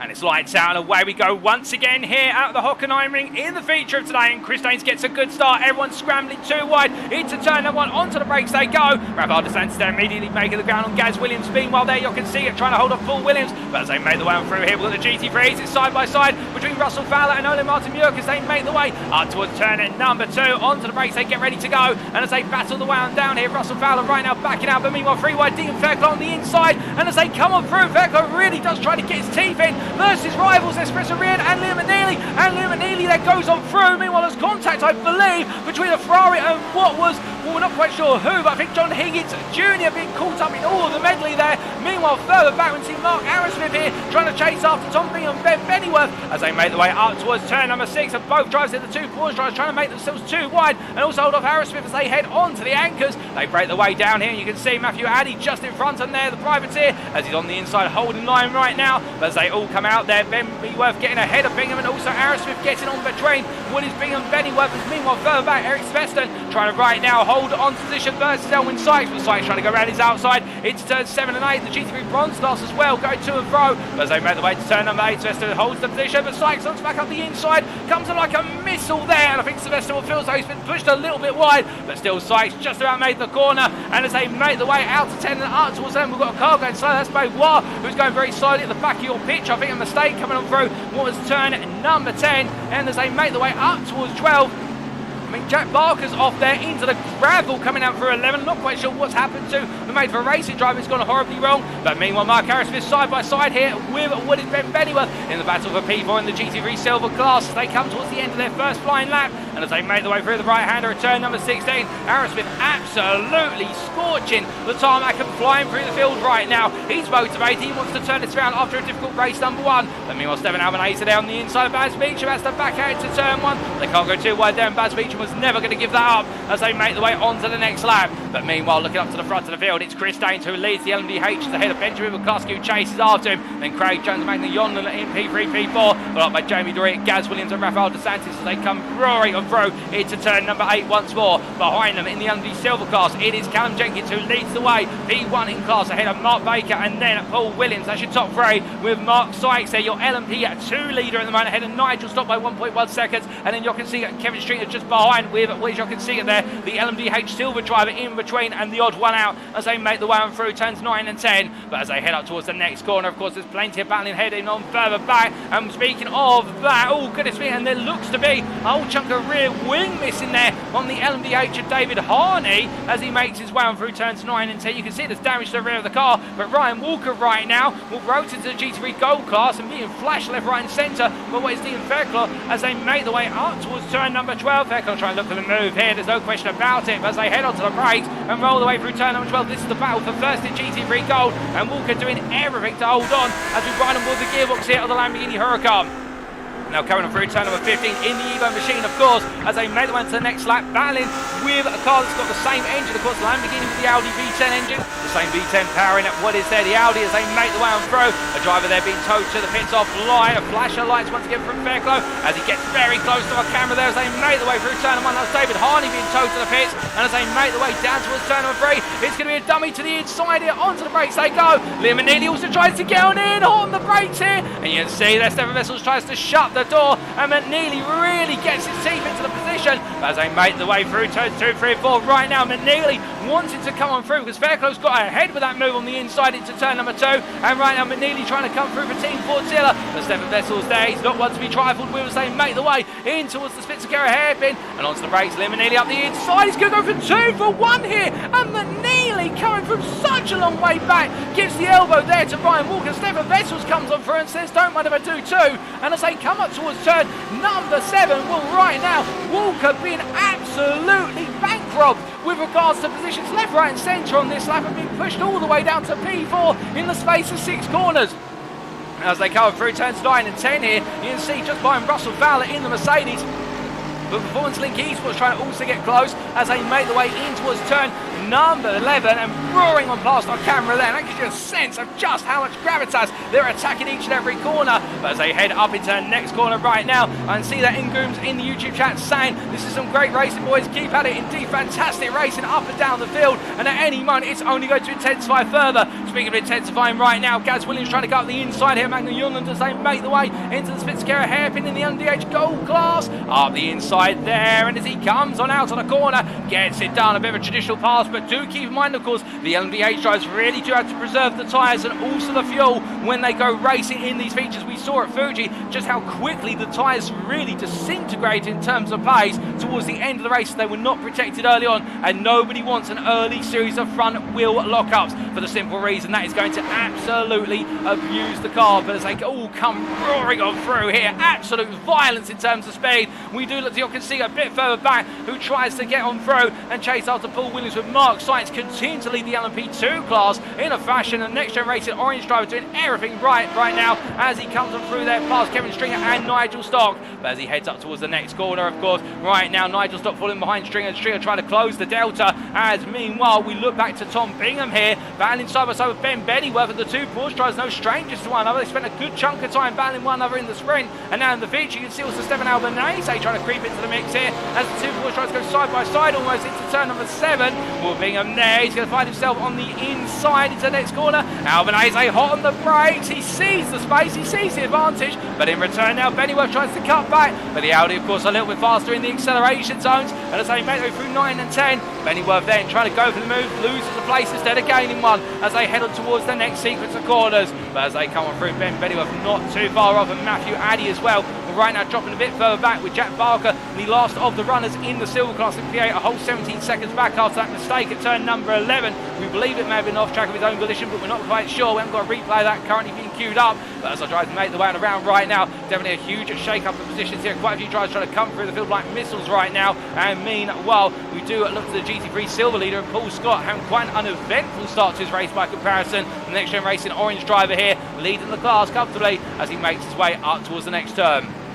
Now heading on down into the braking zone here, you can see the gold driver in front of Ole Martin Björk, ahead of his team slow-mo rivals, of course his peers, but also rivals his sister teams of Johan Essen and also Fredrik Stensvoort Dorey. And as they make the way on towards the Spitzakera hairpin, well, we can imagine that Essen here might be looking for the move on the inside. It's going to be a bit closer as they head on to the brakes. Will there be a potential move? I think it will. The Audi driver Essen on the inside. Meanwhile, Björk's going to try and hold outside and run it all the way round, but he has to come to a dead stop, and everybody concertina in there. A bit messy between all of them, but that's what happens when they do stack up. And meanwhile, in the battle for P2 in the GT3 Gold class, Liam McNeely finds his way past Stefan Vessels, albeit Vessels doing everything he can to try and come on back as we ride on board the Audi drivers. He makes his way on through for Racing Team Astra and up towards turn number 11. Now Vessel's here, of course, being passed by McNeely. Well, if he's not going to be able to get back at him anytime soon, what Vessel's normally does do immediately, he goes into study mode. You can almost imagine he brings out what we have pen and paper in that cockpit, although he can't because he's got two wheels on the steering wheel. But the point is here, he'll be looking at the back of McNeely, looking at those lines and saying, okay, where's McNeely gaining that time? Because you can see visibly how McNeely is starting to just pull a little bit more pace from corner to corner. But that's the thing about Vessel's right now. He may not have the pace over the next couple of laps, but later in the race that pace might start to come out. Or conversely, in the next couple of rounds, it really will come on through as they make the way into turn number 1. Onto another lap they go. We've got a bit of drama further back in the order. Jordan Pewa has been involved in an incident, and I believe Jamie Dorey may have been close to the scene of the incident as well. We take a look back and find out what happened. We're into the run into turn number 7. Oh, goodness me, and Jamie Dorey there coming in very hot on the inside. I believe that was Jamie Dorey, although I'm not entirely sure. No, in fact, that wasn't Jamie Dorey. No, that was another driver there. And Jamie Dorey in the end being caught out in the car going on around. I think that may have actually been Gaz Williams involved in that, although again, we're not quite sure. We will take another look back at that and try to understand who was involved in the incident. Well, it definitely wasn't Gaz Williams either. Well, then with that, the only other driver that could have been is Benjamin McCluskey. As he came through, it was Benjamin McCluskey that was involved in the incident, but Jamie Dorey being involved in all the wrong moments and just having it go wrong there. And the next gen racing orange driver just having to try and get the car to stop, but the car snapping and not wanting to lock the brakes up. But we return it to the live pictures, and as we do right now, Stefan Best is falling away from Liam and needed the gap opened up to a second here, but already Jordan Baybar, and also with Jamie Dorey having a bit of misfortune with McCluskey coming roaring on through on the inside, where I don't think there was really that space there for him, or at least that would be what would be argued by Jordan Baybar, and I think that might be a bit of a shut case with regards to what happened. But meanwhile, speaking of cases that are yet to be shut, here's the battle for the LMP2 lead. It's Mark Sykes trying to hold on as he drifts a little bit under braking there, has to release the brakes to prevent a lock-up, and as they make the way through turn number 6 and up towards 7, well, Kevin Stringer trying to come back at him in the raw up towards turn number 8. Now Stringer putting the pressure on him. Mark Sykes covers off the inside. Stringer's made to go round the outside. Of course, Sykes on that inside line, not probably rubbered in on the inside tarmac. And as a result, he has to try and slow the car. But as he does there, he opens up the door on the inside into turn number 10. But Stringer not close enough as they make the way onwards towards 11. We jump on board with the SCCR Sim Sports driver as he looks to go on the offensive. Runs a bit wide, then a dirty other Sykes car just costing him the grip he needs to carry all the speed through turn 11 into 12. And as they make the way out of 12 up towards turn number 15 they go. And we can see how much the gap has opened up here. But that dirty air really upsetting the front end grip of the LMP2 Dallara machine. As now they come out of 16 and go once again on to another lap. Only 10 minutes complete, still 50 to go. And as they head on to what for them is lap number 8 right now, I think Mark Sykes is going to do a huge amount to defend if he wants to hold us this win today, as they make the way past Jorge Santos, the GT3 bronze driver there, and will mind their own business and heading on towards the next set of corners. Right now Stringer having to build himself back up once again to go onto the offensive, but as they come on through and on towards turn number 6 they charge. Meanwhile, looking for the LMP2s to Callum Jenkins, your LMDH Silver leader, where he finds himself there in a bit of a side-by-side with Yonland in the LMDH Gold class, as they're all caught up in the GT3s, and this is exactly what we're referring to when it comes to multi-class. They've got to pick their way on through, and as they do, try not to lose pace on one another. Ollie Wayne there in the Mercedes, just minding his own business on the inside as Callum Jenkins made to go all the way round, and meanwhile Magno Yonland there trying to come for a lock-up from Callum Jenkins on the front left tyre as they make the way through turn number 12, through 13 and 14 they go, and well, right now Yonland definitely been given the worst of the situation there, being caught up. Meanwhile, a bit further back, that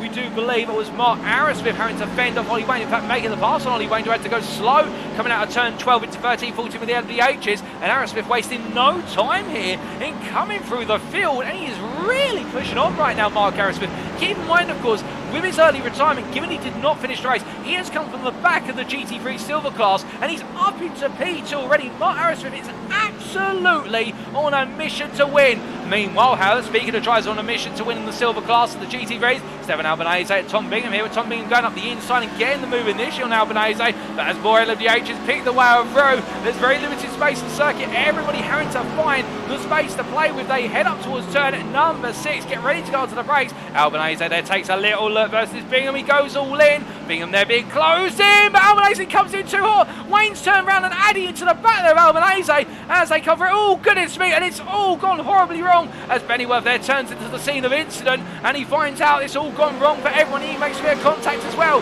Meanwhile, Baz Meacham, well, of course, for that late retirement in the sprint, he won't have any instance here, given the fact he is leading the bronze class by 8.7 seconds as he makes his way into turn number 8 once again. And right now, the Welshman hoping that this time the car holds together and it doesn't all fall apart. Only 3 laps for the finish, but as he continues to press on and makes his way up towards the next corner. Meanwhile, we've still got more going on here. Oh, goodness me! And that is, I believe, Kevin Stringer pointed the wrong way, and Mark Sykes as well.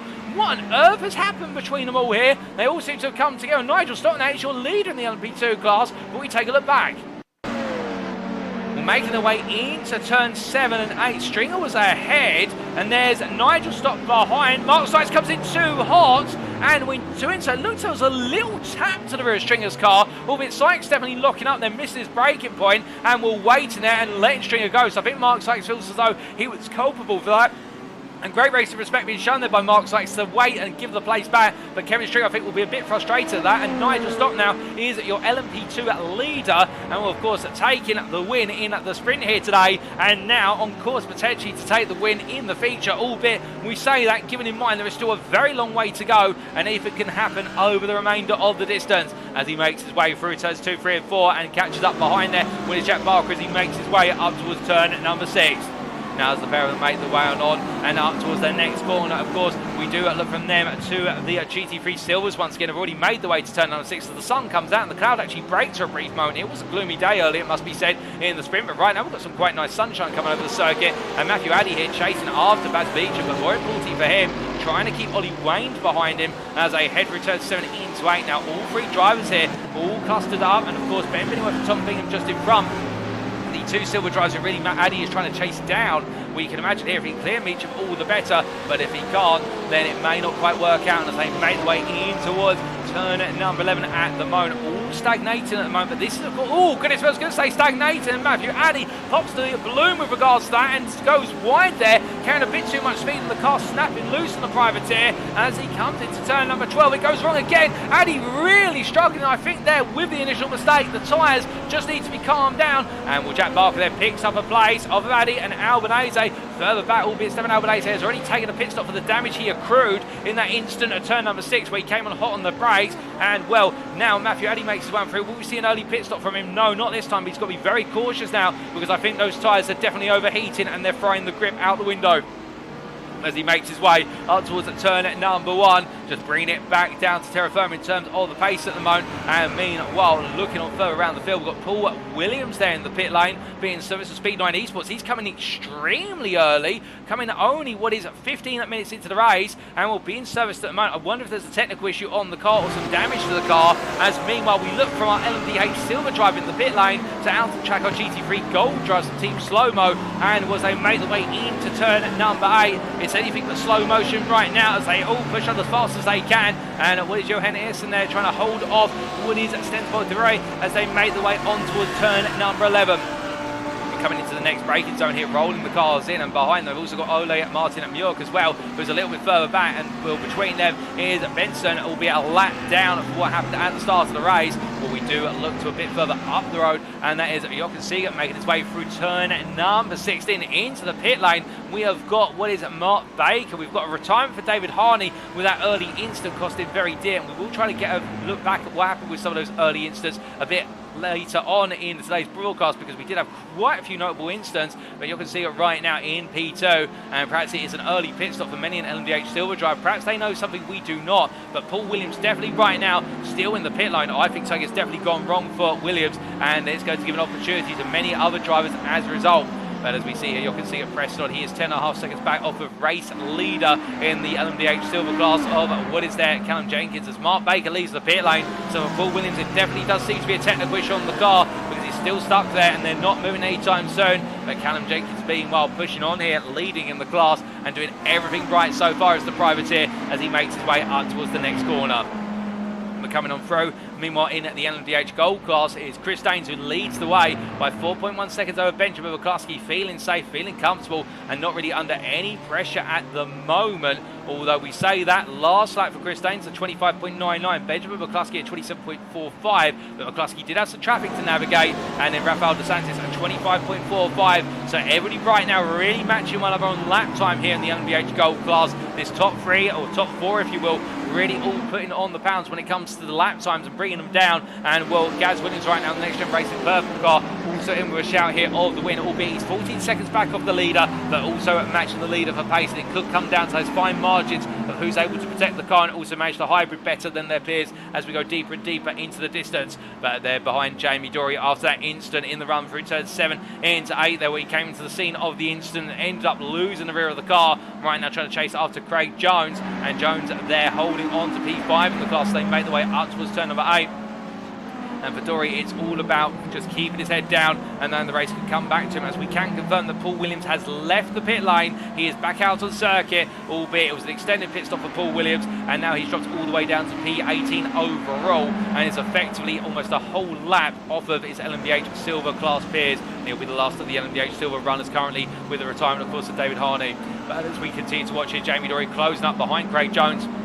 Of course, closing is one thing, finding the pass is another, and as he comes into turns 15 and 16, that front end of his car will start to really lose that front end downforce grip as he makes his way through turn number 16. You can see here, within the 6.5 tenths at the moment, it looks a long way away, but given the speed of these cars, time it does flow fast, and as they make the way through turn 1 and in towards turn number 2, they charge. Well, the delta 6 tenths, but in that dirty air, Dorey will carry all the speed and excess on the straights, of course, in the draft, but into these braking zones, he goes very deep there into turn number 2, brings it to a stop, but again, just the front aero being taken off the car, and the dirty air there caused him to go a little bit deeper, but also trying to preserve the brakes and preserve the tyres on the front of the car, not to lock up, but it is a balanced act here. And as he makes his way down towards turn at number 6, back on the brakes once more, and staying close, but not close enough to consider a move at this time. As he powers his way onwards towards the next sequence of corners, well, it may be a bit of luck coming his way with Craig Jones here, finding himself close up behind Gaz Williams, with Williams there splitting the seas, and Craig Jones going the other side of Elwin Sykes, the bronze GT3 driver there, just sitting in the middle of the road and going, well, don't knock me about, but they all safely make their way around the GT3 driver, and the LMDH Gold drivers right now coming together, albeit Gaz Williams able to get Eric Sylvester between himself and Jones. They make the way into the stadium section. Now Jones here around the outside. Dorey's going to try and do the same here, albeit he's going to have the hardest way of doing it, so he's got to go all the way high and dry around. And as they come on through turns 13 to 14 into the next braking zone, well, for them right now, all the gaps have been neutralised to a degree. Nobody really gaining at the moment, but it could have gone differently, of course, if there'd been a bit of difference under braking. But still, everyone carrying on through. They go on to another lap, and meanwhile, in the GT3 Gold class, bit of a battle coming together here between the two team slow-mo drivers of Johan Essen and what is there, Frederick Stensborg Dorey, as they make the way up towards turn number 8. You can see they're coming through. That is Mark Baker, your LMDH Silver leader, who's trying to find some space, and also your LMP2 leader of Kevin Stringer, who's retaken the lead of the class. And as they head into the braking zone, everybody trying to pick their way on through, and will the prototypes definitely right now trying to get the muscles out and say to the GT3s, let me up the inside, I'm not asking, I'm going to be demanding. And as they make the way up towards turn 10 and in towards 11, we can see everyone piling on past the camera, and right now the GT3s are reset in terms of their battles, as they do let the LMDHs go gradually, albeit the prerogative, of course, is on the LMDHs to find the way safely on through, because they are the ones in the faster class of machine for the circuit. But as they head towards the end of this lap right now, Essen will be hoping he can get a bit closer to Dorey later on the next lap, as meanwhile at the front of the GT3 Gold class, we can see here Deegan Fairclough absolutely pulling a gap of what is now up to 8.8 seconds, and no sign of slowing down. Half a second gain on that previous lap versus Stefan Vessels, a 33.66 versus a 37.16. Fairclough really doing everything he needs right now in order to be able to bring home the win here after a difficult end to his sprint race today, with that incident dropping him all the way down the order and meaning he had to fight to get back into the top 5 come the finish. But right now, no danger in sight, and it's just about him, the tarmac, and managing this race.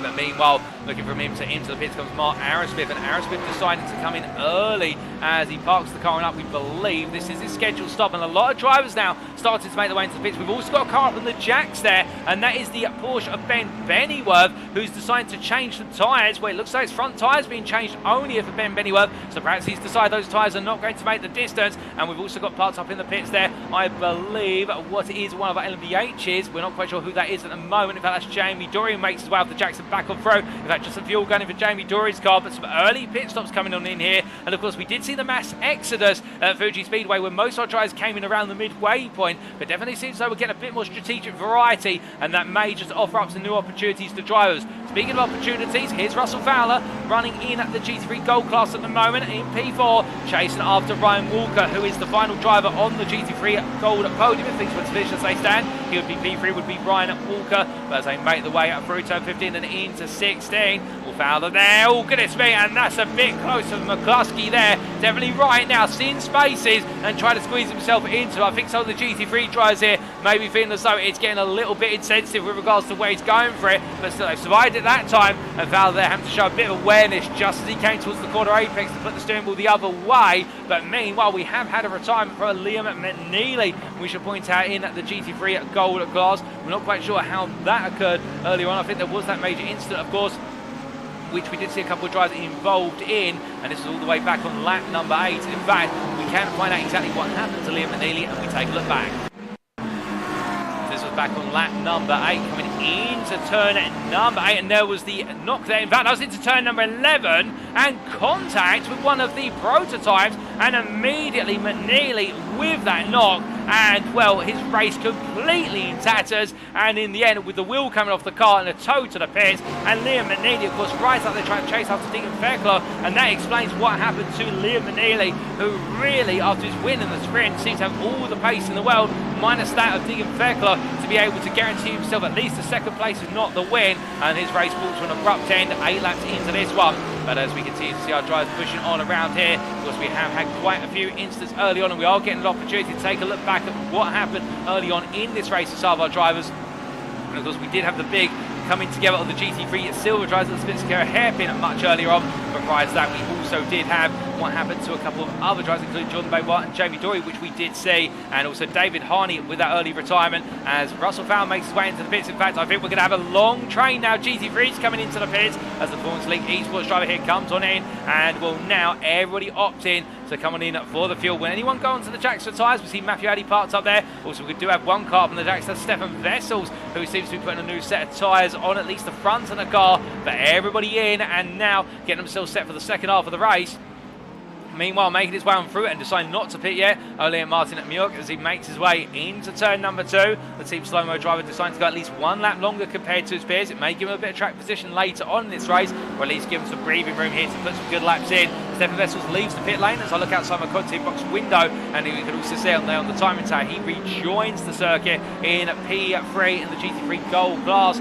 Meanwhile, a bit of a shake-up here as everyone leaving, and look at this. You can see Russell Fowler there just coming out ahead of us, and it's literally by a tenth as they make the way up to speed, and Fowler there holds onto position. But the key point is that Ayrton has gained in the pit lane, albeit it's only a few tenths he's gained, but a few tenths is more than none. And as they make the way to turn number 2, well, right now, can the team slow-mo driver capitalise on what seems to be an Audi that's absolutely pumped and set up to go versus the Mercedes that will take a little bit of time to get up to speed. But once that V8 is roaring, that 6.2 litre engine is going to do nothing but pound on around. And right now you can see the Performance League Esports driver under some pressure, but with a gap of 2 tenths there, I think Ayrton's going to have to go hot on the brakes if he wants to get it done. And I think Fowler is safe for the time being, although he goes a bit deep, gets the car stopped. Ayrton giving a tap on the rear, and as they make the way out of the Spitzkara hairpin, it is the same as usual right now, albeit Fowler does not have as much of a gap to play with as he did when he came into the pits.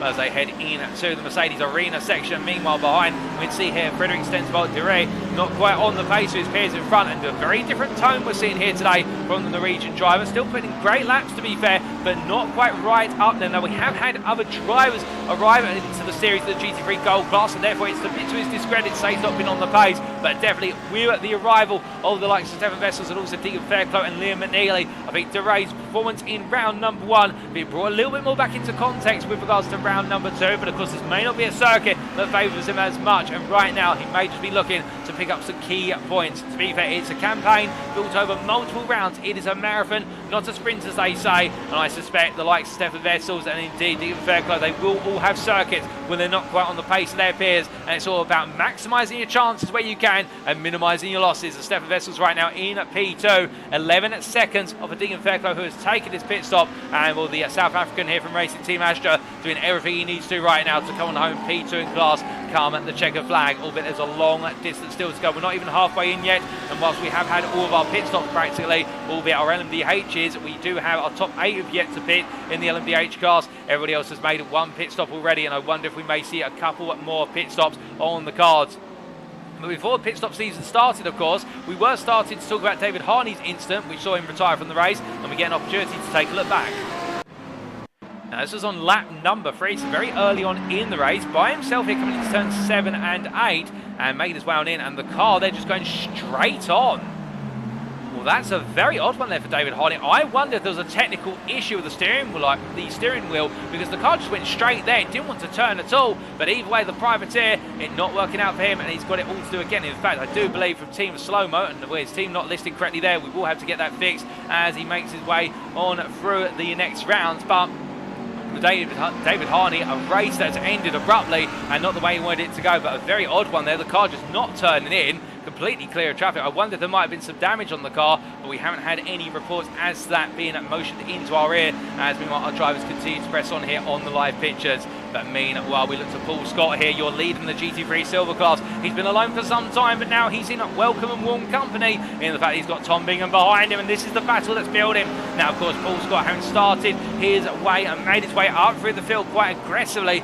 Tom Bingham as well, trying to pick his way through the field. It's the battle of the Audi versus the Porsche, and we have seen the Audi to be very strong around here, but Tom Bingham has one thing in the 36 car that really does suit him well. He has that mastery of the Porsche, but also great awareness in terms of when those LMDHs are coming, and therefore he's trying to capitalise on those to make sure he doesn't lose any time at the key corners, and he can gradually get closed up to Paul Scott. Of course, with the time remaining here, 1.2 seconds between the two of them as they head down towards turn number 2, it's going to be a long run to the finish here.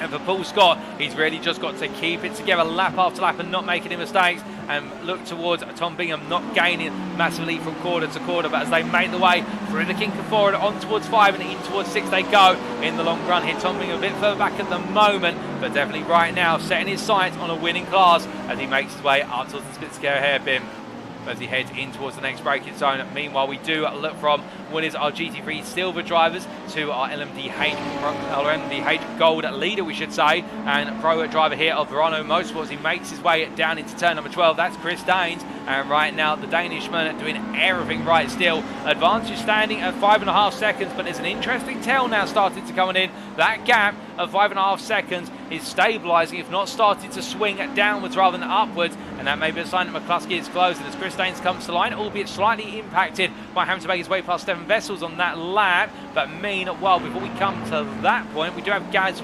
Williams, who has just found his way past Rafael DeSantis, and we'll change of position there as they make the way through turn number 16. But I don't think it's going to be long here before DeSantis looks to get a run back as they make their way into turn number 1.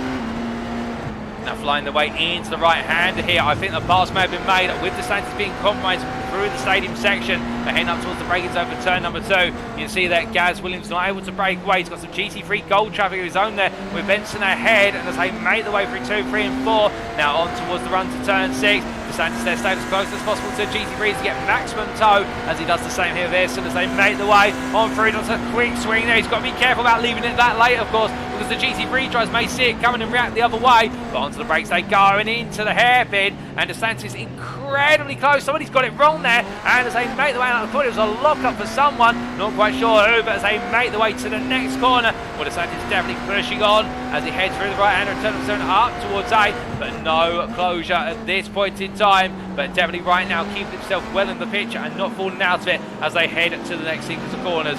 Meanwhile, Ayrton here chasing after Fowler as Russell Fowler tries to hold off the Norwegian as they head up towards turn number 11. You can see on the inside there's Craig Jones coming on through, P5 in the LMDH Gold class. But right now the GT3 Gold drivers here in a bit of a battle of their own. They're both fighting for P3 in the class to be on that podium. The right to be on the GT3 Gold podium is absolutely stacked in terms of the class of racing drivers. right now as they make the way through the left into right at turns 3, 13 and 14, and holding on through. Yes, they're getting closer and closer, but no way at the moment. And as they head up towards turn number 1, we have just heard from Mark Arrowsmith in the YouTube chat to say, sadly pitted turn 2, cold tyres span and retired, gutted. But it's very unfortunate, Mark, and another retirement for today. I'm very sorry to hear that. You were absolutely flying in the opening stint of coming on through the order. And well, if a bit of misfortune doesn't come your way in the next couple of rounds, there's no reason I think why we will not see you on that silver podium, if not on the top step of the silver podium. There's no question about it. But as we do continue to watch this battle for P3 in the GT3 Gold class, of course, now with a lot of time left in this race, with the pit stop cleared, we do have all those questions to play out, which is, did drivers under fuel? Did they decide to take tyres? Did they not decide to take tyres? And therefore, how are they going to manage the car to the end? And then the GT3s, they can normally make these races quite comfortably on the fuel tank that they refuel to, in terms of if they go to underfuel themselves, they're simply doing it to try a short stint and therefore give themselves the opportunity to fuel save later on. But meanwhile, as Essen closes up here versus Fowler, it really will now come down to pushing one another all the way, and who potentially just pushes the tyres a little bit too far. Whereas they make the way through turns at 9 and 10 here, we ride on board with the Team Slow-Mo driver chasing after the performance-linked Mercedes. And you see closed up in the corners, it's on the straight tail with the Mercedes, just has the legs by comparison, but not by much between the two of them. Quite an equilibrium being established here as they head into the stadium. And as they come into turn number 12, of course, they've got Benson behind who's a lap down on them in P9, the GT3 Gold class, but he's not waiting around, he's staying with them in case he can clear them should they battle one another off to the circuit. As they come through 15 and 16, we'll head on through the double right here. Despite the fact there's not much downforce or aero parts on the GT3s, they do feel that loss of front end grip and the front end downforce coming on through at sweeping corners when they're in the tail of another car. And into turn at number 1, they do have the LMP2 of Mark Sykes coming up behind quite fast here, and Sykes should be with them in the run on towards Vincencara. There's going to be a bit of time here as they make the way up towards the Parabolica Einfahrt hairpin, and as they come on through turn at number 2 into 3 and 4, we see their difference of lines once again. Essen able to get the car tighter on corner apex on exit, and if we're able to get the power down sooner, meanwhile Fowler just letting the car roll out and carrying the speed into turn number 3. As they head up towards turn number 6, he'll have Mark Sykes very shortly picking his way through on the right of your picture as he heads alongside. And as they head onto the brakes here, this may add a bit of complexity to the situation. Sykes there is going to make Fowler go a little bit deeper than he so desires. Essen's not quite able to close on up and capitalise. And as they power the way out to the corner, you can see Sykes now having to drag race his way past the GT3s into the Mercedes section. Now as they come on through here a bit behind, you see Callum Jenkins there, your LMDH Silver leader, class leader, as he heads into turn number 8, continuing on his merry way in terms of leading the class with no hesitation. 23.5 seconds is his advantage over Hockenheimring as they make the way in towards turn number 11 and roaring on through. And as the number 19 car here continues to point the right direction, lap after lap, nailing the laps, and boys last lap of 28.83. Meanwhile, for Hockenheimring at 30.32, is there anything that Callum Jenkins cannot do when it comes to bringing home this win? He's got a long way to go, he's still got a pit stop to go, and right on call, he's into the pit lane there to take his one and only expected pit stop of the day. And I wonder if Hockenheimring will very shortly be doing the same as he comes on through into the stadium section. As they make the way into left-hander turn at number 12 at the moment, rolling the car down for the Speed 9 Esports team at the moment. And of course you can see it really pushing hard in the sprint, and right now to represent the team and fly the banner high, albeit Mark Baker a whole 30 seconds down him and Paul Williams a lap down. Paul Williams having those technical issues with the car they took a long time repairing in the pit lane, but see it carries on through here, and he will take the lead of the LMP2 I should say, the LMDH Silver class for a time, albeit he does have a pit stop to go. And Callum Jenkins right now still being serviced in the pit lane as I look out my contact box window. In fact, he's just leaving his pit box and making his way onto circuit. Meanwhile there, Jamie Dorey with a slight connection issue, now bringing it back on through turns 1 and 2. And shortly you will see there in the rear of the picture, that's Callum Jenkins bringing himself back up to speed here. And he's given himself clarity and clear space in terms of the only driver he's really hunting down is Seeger, but he does have an advantage, and also a gap between the two of them of 14.5 seconds. Well, I think when Seeger comes into the pit lane, barring Callum Jenkins having any errors, I think the lead is going to go back to him quite easily. But as he heads up towards turn at number 6, you'll see behind him there, that is Paul Williams, of course rival in class, albeit a lap down.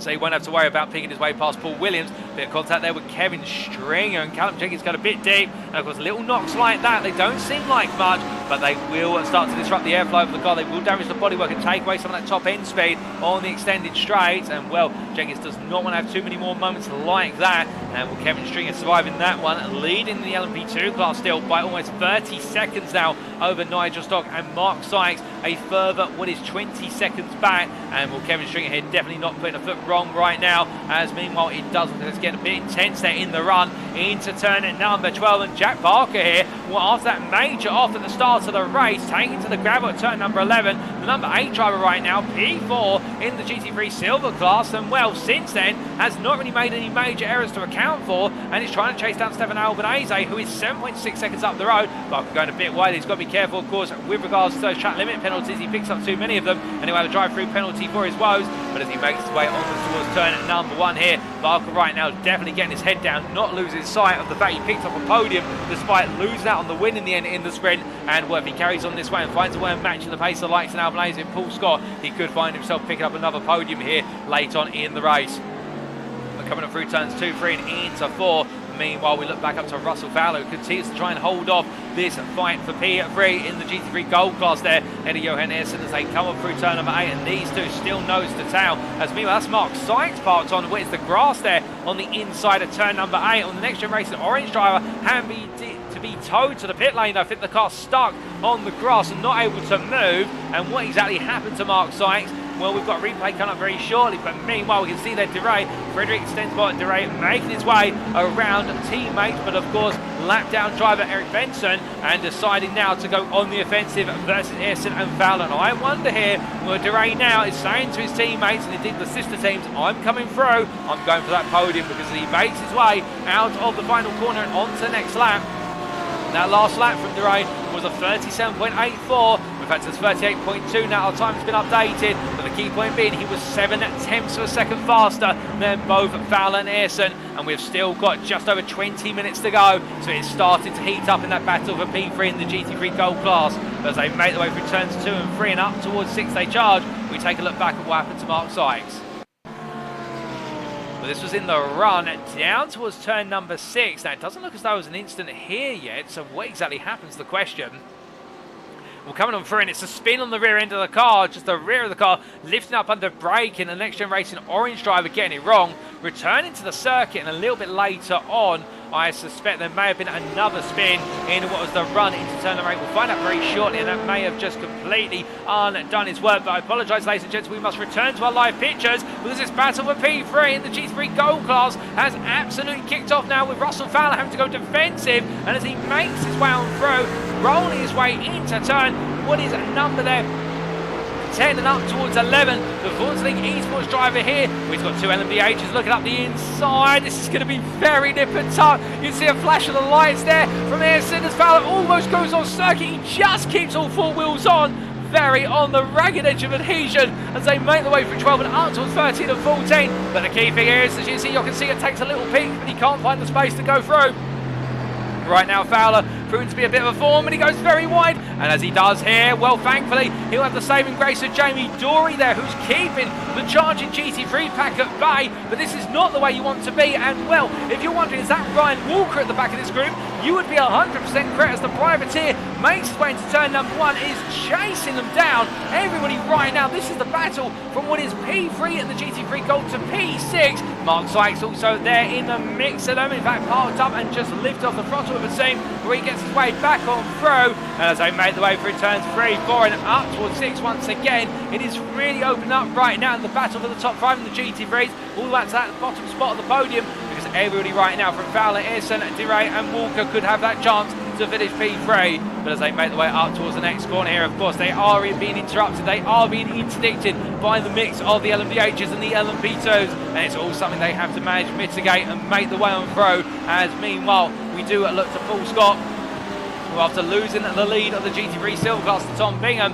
now trying to chase after Bingham in the run all the way to the conclusion. And the Next Gen Racing orange driver doing everything he can, and Bingham there, all close at the moment, but not too far away. At the same time, is the fault, of course, of Stefan Albanese, who is 5 seconds back. You can see there, he was in the rear of the pitch, and now the focus of attention as he makes his way out of turn number 6 and up towards turn 7 he goes. And what Albanese, the fastest of our GT3 Silver drivers at the moment. Last lap from Albanese, a 38.62. Meanwhile, for Tom Bingham and Paul Scott, 40.0 and 40.35. And well, for both of the leaders, they'll be wary of the fact that Albanese is closing gradually as he makes his way past the stationary camera and pushes on to the next sequence of corners. Making his way on through, we look back to Fowler here versus Essen. It's the battle for P3. Into turn 1 they go. Essen up the inside. He looks to get it done here, and Fowler now might feel the cascade, because as he loses one place, he loses momentum as well. And you see there Ryan Walker making it 3 wide as they go to the brakes. It's going to be a big squeeze, and there's contact there between Dorey and Fowler. They come together. There's damage on the front of Dorey's car, also to Willis Russell Fowler's car that's gone on around, and well, that's not the way they wanted it to play out, not at all. But it's all gone wrong for Fowler after it was going so well. And well, in the end now, it's all going to come down to who wants it more between Johan Essen and Ryan Walker. And can Frederick Dorey make his way back into the fight, or will he find himself now having to worry about the potential charge of Russell Fowler, who's 6 seconds behind? Well, we'll have to wait and see, but it's definitely now being amplified in terms of how much it means to respective drivers. But we take a look back at how that all started. So it was in the run out to turn number 16, and Essen getting the better run off the corner. And as they came on through, well, this 3 wide with Russell Fowler being caught up in the midst of it. And you can see that slow run off for turn number 1. And well, Dorey having to go one side, he covers well, so Dorey looks in the middle. Ryan Walker there says there's plenty of room on the inside, guys, don't mind if I do. And in the end, well, everybody squeezed together towards the apex, but absolutely close through them. But Russell Fowler, you have to feel for the one driver in the end just on the outside there, and the 40 driver thinking, I don't think he knew at the time that he was going to have Ryan Walker making it 3 wide until he probably got to the apex, and his spotter said to him, you're actually 3 wide now. But in return, of course, Johan Essen has capitalised on all this, and right now the team slow-mo driver now moving onwards to try and secure that P3 in class. But of course, the problem is we've still got 16 minutes to go. Time seems to go slow when you're in a leading position, and the problem with that, of course, in mind is when you've got Ryan Walker, who is really cranking in the lap times, and well, you can see the Lamborghini Huracan Evo driver just there, 1.3 seconds back. Walker right now can have the taste of the third place champagne, albeit it's virtual, but at the same time, I mean a lot to him that the Britain can find it, but he's got to just increment that gap down little by little, and it may just come to him. But as they head into the next corner, of course, he's got to be wary of the fact that right now, Sensible Dorey also not too far back and is there on the pace despite the damage on the car, and Russell Fowler continues to match the lap time pace, so they're all pushing on. They all want another shot at this, and they'll have another shot most likely right towards the end of the race based on the current trajectory. But meanwhile, speaking of battles, Magna Yonden, they're getting a slow run out of turn number 16, and here comes Jamie Dorey on the right. You're picturing Yonden on the inside. He's going back to turn number 1, then it's going to be 2 wide, and Dorey then made to go a little bit wide, but Yonden lifts off and gives the space. But goodness me, these two right now showing no signs of compromise as they make their way to the next corner.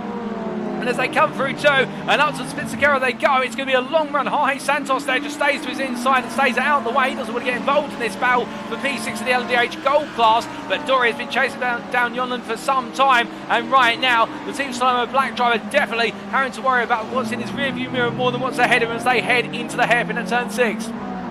Now going through, Yonden looks up, he goes overly deep, and Jamie Dorey comes on through, and it's one mistake in the end, and perhaps looking a little bit too much in his rearview mirror, but either way, an innocent mistake has cost him dearly, and now Jamie Dorey moves up into P6 and tries to break away with it, but will Yonden come on back at him later on? That'll be the change, of course, but with lockups and so late in the race now, and the tyres being worn down, you imagine those lockups are only going to be felt exponentially as the tyre wear and the degradation continues to accrue, but Yonden will do everything he can to try and come on back, given right now he is battling for what is not last place in a class of the runners on circuit. P6, P7 is their battle, and only 7 LMDH Gold drivers out of circuit here in the feature. But as they head on through, meanwhile we look a little bit further back here to P8 driver in the GT3 Gold class of Magnus Flutterm-Birkicker. As we can see here, the Team Slow-Mo leftovers driver makes his way to turn number 1, and will chase it after Ollie Wayne, albeit not battling for class position in terms of his respective driver class, but looking to battle a little bit for GT3 car class position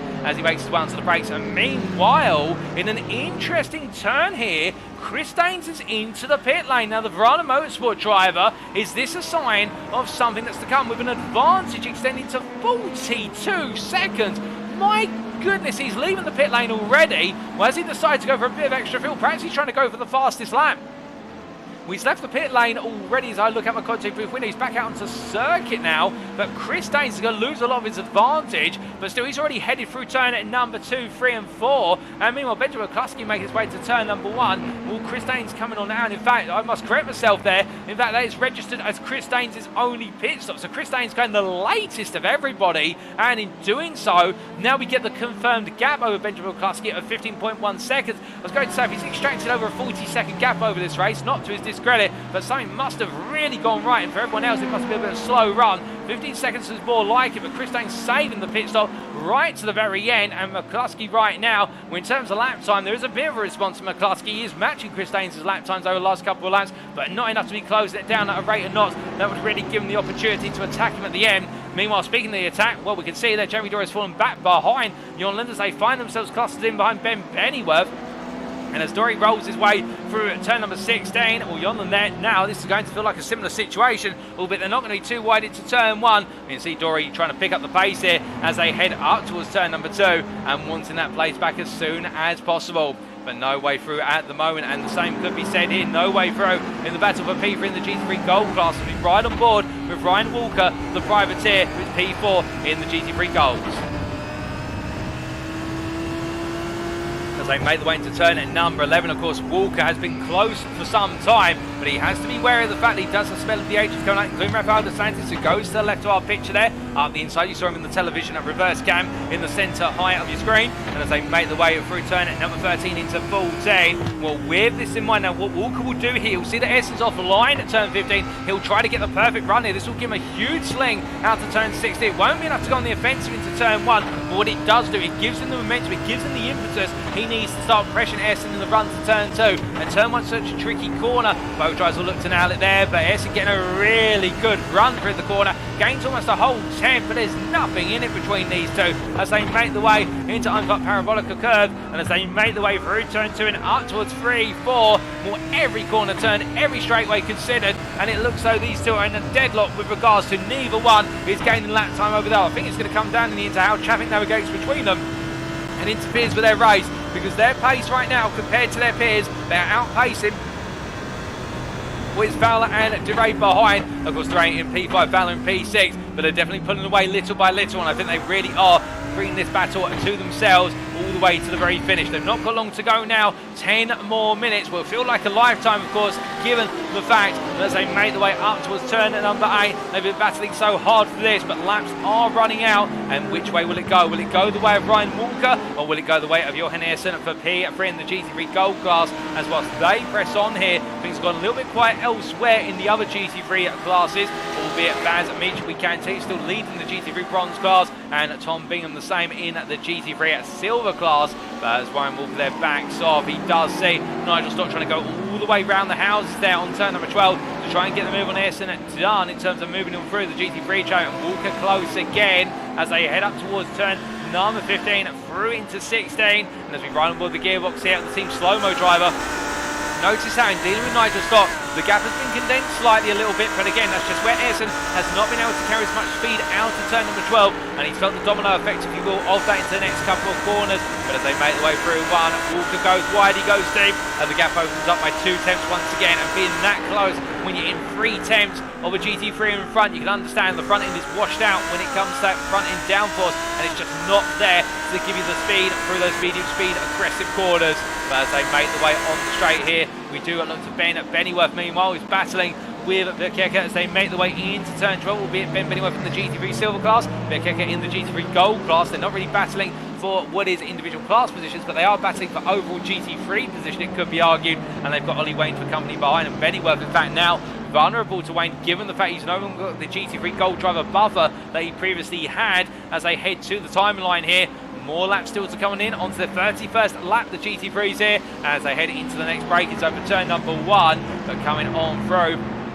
And as they make the way up towards a turn at number 2, Further up the order, of course, we look to Baz Mijamir, your GT3 bronze leader right now, and with an advantage of 43 seconds in a world of his own. There's no question about it as he heads up towards the next corner. The Welshman right now, having started at the front with the late retirement, but classified as finished because he completed a certain amount of the race. Well, since starting this one, he has not looked back in the 511 car, and the BMW has looked in a class of its own here. And as he makes his way into turn at number 8 now, he'll be looking to just bring it on home and hope that technical issues do not strike twice, given the fact that he was denied the win in race number 1 here today in the sprint for a retirement 3 laps on the finish due to a technical issue related to the car being brought into the pits and being retired. But as we say hello there to Davidov 2001, who is enjoying the show today. Glad to have you with us, Davidov. We do look to our drivers who are a little bit further down the order in the GT3 bronze class, and in particular here to Eric Sveston versus Elwin Sykes, and Elwin Sykes there on the inside. Sveston gets ahead. You're looking at the Ferrari there in the centre of your screen, and then Jorge Santos a lap down P5 in the GT3 bronze, and Sveston gets in the run and gets the move done, it would seem. I think there's a bit more to it than just that, as we see a bit of sunshine shining on the drivers, and we take a look back at how the move was made. So making the way onto the brakes, it was a drag race out of turns 2, 3 and 4, and I think there Sykes may have just had a bit of a poor run off or two, and that contributed to it. But we also do know that BMW does struggle a little bit on the straights compared to the Ferrari, and as they went onto the brakes there, Sveston getting it done, and Sykes doing everything he can to defend to the inside, but not having the brakes to go the extra mile. But as we return to live pictures, the battle between Walker and Ayrton has come to fruition, and well, whilst it's been off camera, Walker has taken the lead of that battle for P3, and now the privateer breaking away from Ayrton, and I think there's been quite the coming together between the two of them in terms of that battle. And thankfully, we've got a replay to show you what exactly happened. Where it was in the charge down towards turn 6, and Walker there switching to the inside coming off the turn 5 king. Ayrton in the middle ground, and as they came on through the right-hander, Walker going overly deep, Ayrton coming back in, but there was contact between the two of them, and well, I think there Ayrton may have been expecting Walker was going to go even further, and the knock between the two of them definitely taking the win out of Johan Ayrton's sails, but I think it's a bit of an innocent bit of contact between them. I think there the two drivers just misinterpreting what the other was going to do, and well, that has been the difference between them, but a good move from Walker, and then a little bit of contact just settling the differences as we return to the live pictures.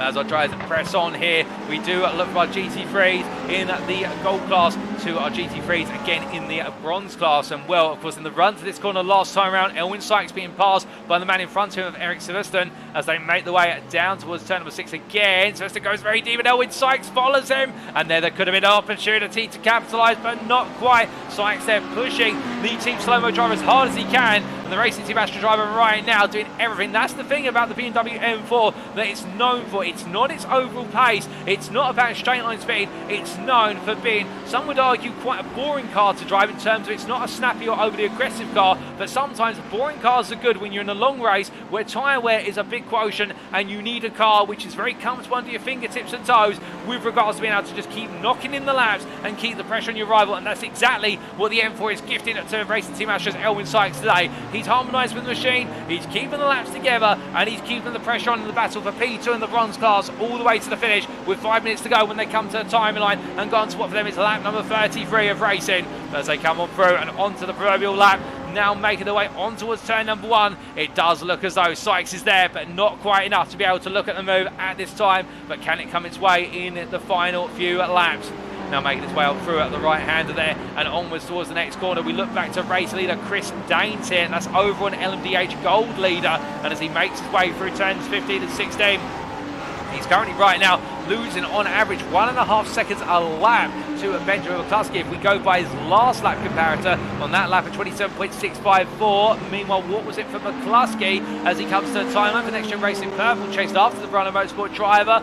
Well, it was there a 28.087. So in fact, I think traffic really playing the big game on the lap times, but both drivers in clear air. I think for McCluskey it's a gradual gain, but not enough to really warrant him being able to really push the fight to the very last lap. And instead right now, McCluskey's giving it everything, but I think he may have to settle for this P2 come the end of it. Meanwhile, fastest lap in the LMDH class, currently in the gold class, will be going to Rafael DeSantis. His fastest lap today is a 24.83, and well, he is lapping faster than both McCluskey and Daines, albeit he's got too much of a gap to close down at this point, with there being a 20-second plus gap as he finds that Jack Barker on the racing line and has to duck off it for a brief moment to make his way past the Motor Racing GT3.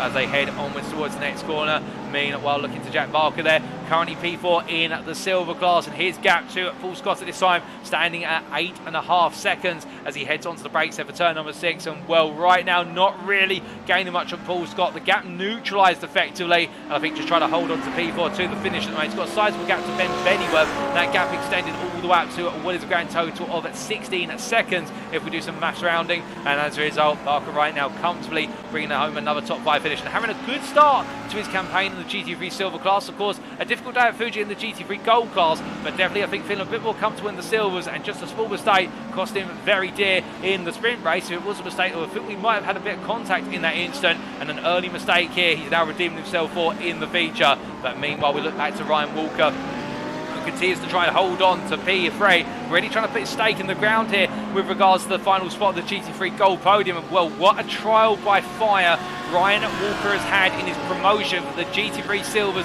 to the GT3 golds. In the sprint race, not up there inside the top 5, but not losing hope, not losing motivation. And in this feature race, he is giving it everything to make his way into P3, and he's still got to give more. He is being demanded the very best of him by the fact that Johan Essen there right behind and still within 4 tenths. This race between these two is not over, and I think we are looking at a cemented GT3 gold rivalry for this season, because the two of them are absolutely impeccable. There is nothing between them as they make the way through turn 7 and 8. Of course, we have the rivalry of Fairclough and also what is their Liam McNeely in the battle for the lead in race number 1 today, but sometimes it's the battles of the lead that have to also be appreciated, and this one is definitely serving us up a treat.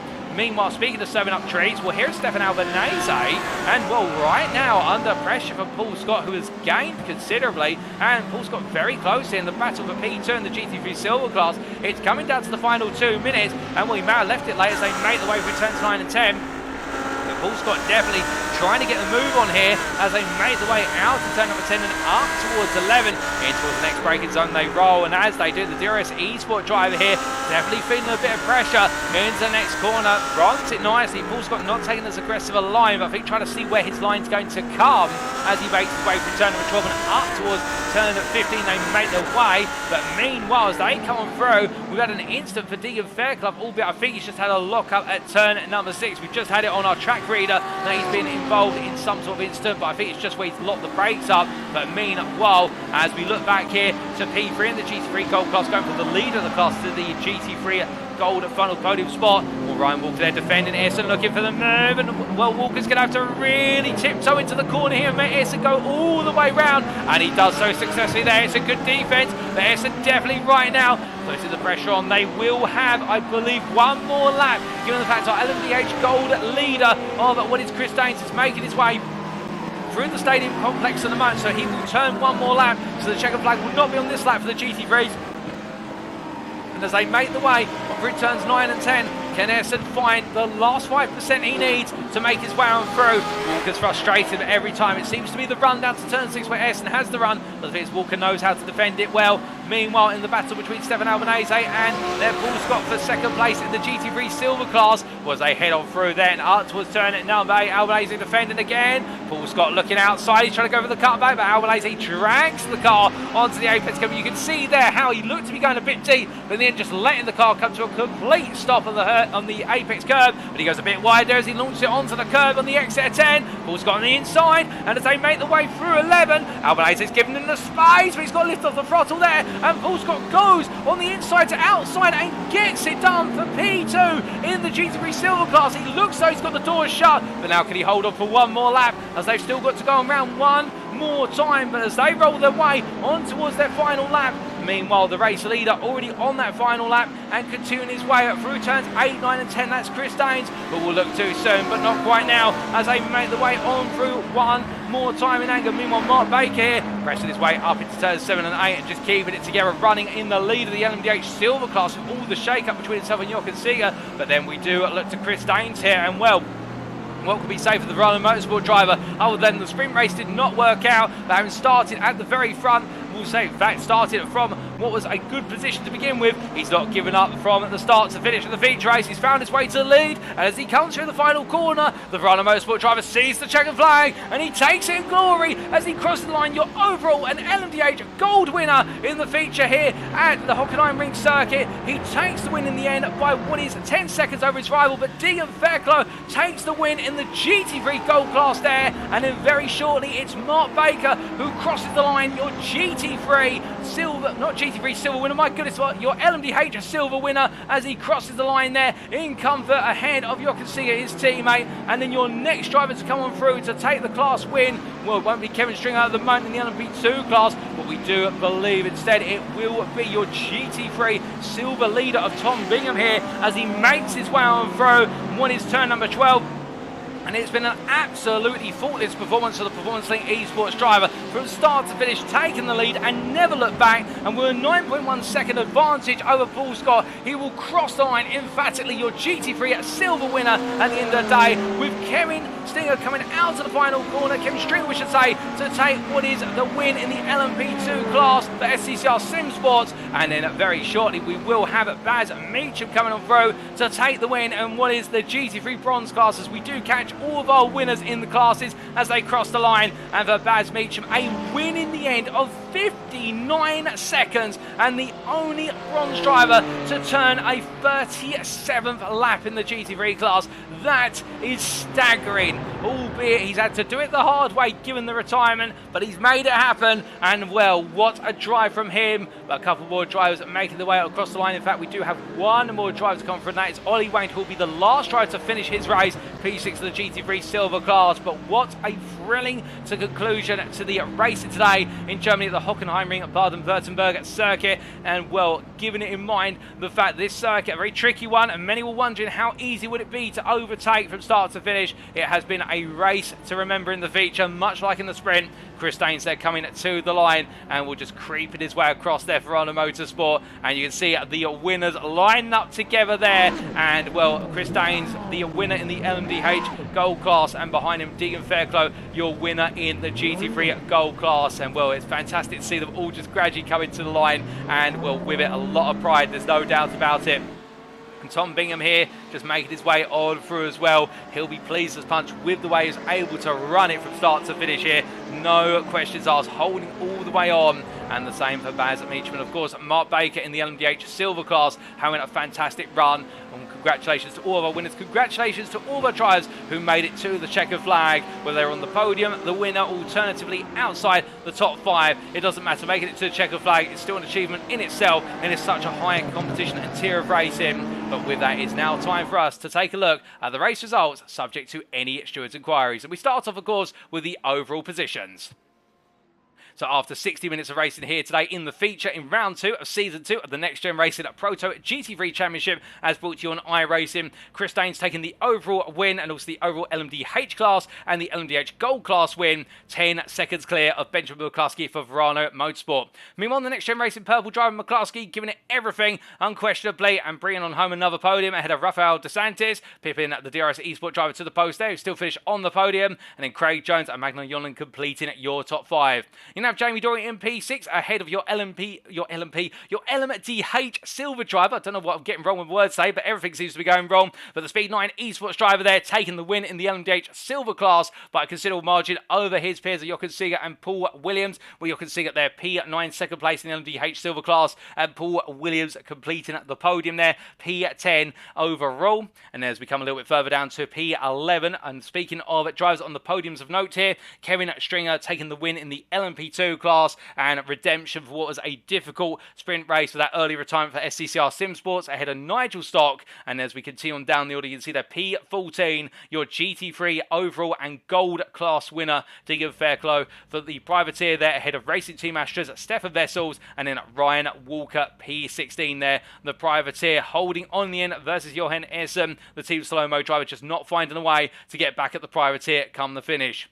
Looking outside the top 18 and continue to make our way down through the standings there, we can see Tom Bingham, P21, your GT3 Silver winner for Performance Link Esports, ahead of Paul Scott for Next Gen Racing Orange and Stefan Albanese. That is your trio that makes up the GT3 Silver podium, as completed by the DRS Esport driver. And then P25, Baz Meacham, your GT3 Bronze winner of the Privateer by a sizable margin. In fact, you can get an idea of that margin given the fact that Elwin Sykes second place in the GT3 Bronze class, P29, and a difference of an entire lap between the two of them. But of course, congratulations to Baz Meacham and congratulations to Elwin Sykes, the great driver racing team Astra, ahead of third place GT3 Bronze finisher P32 overall, Eric Sveston there in the Team Slow-Mo Black Machine. And also Mark Sykes there, P35 in the LMP2 class, third place in the LMP2s, albeit a very difficult way to end his day, 9 laps down come the finish.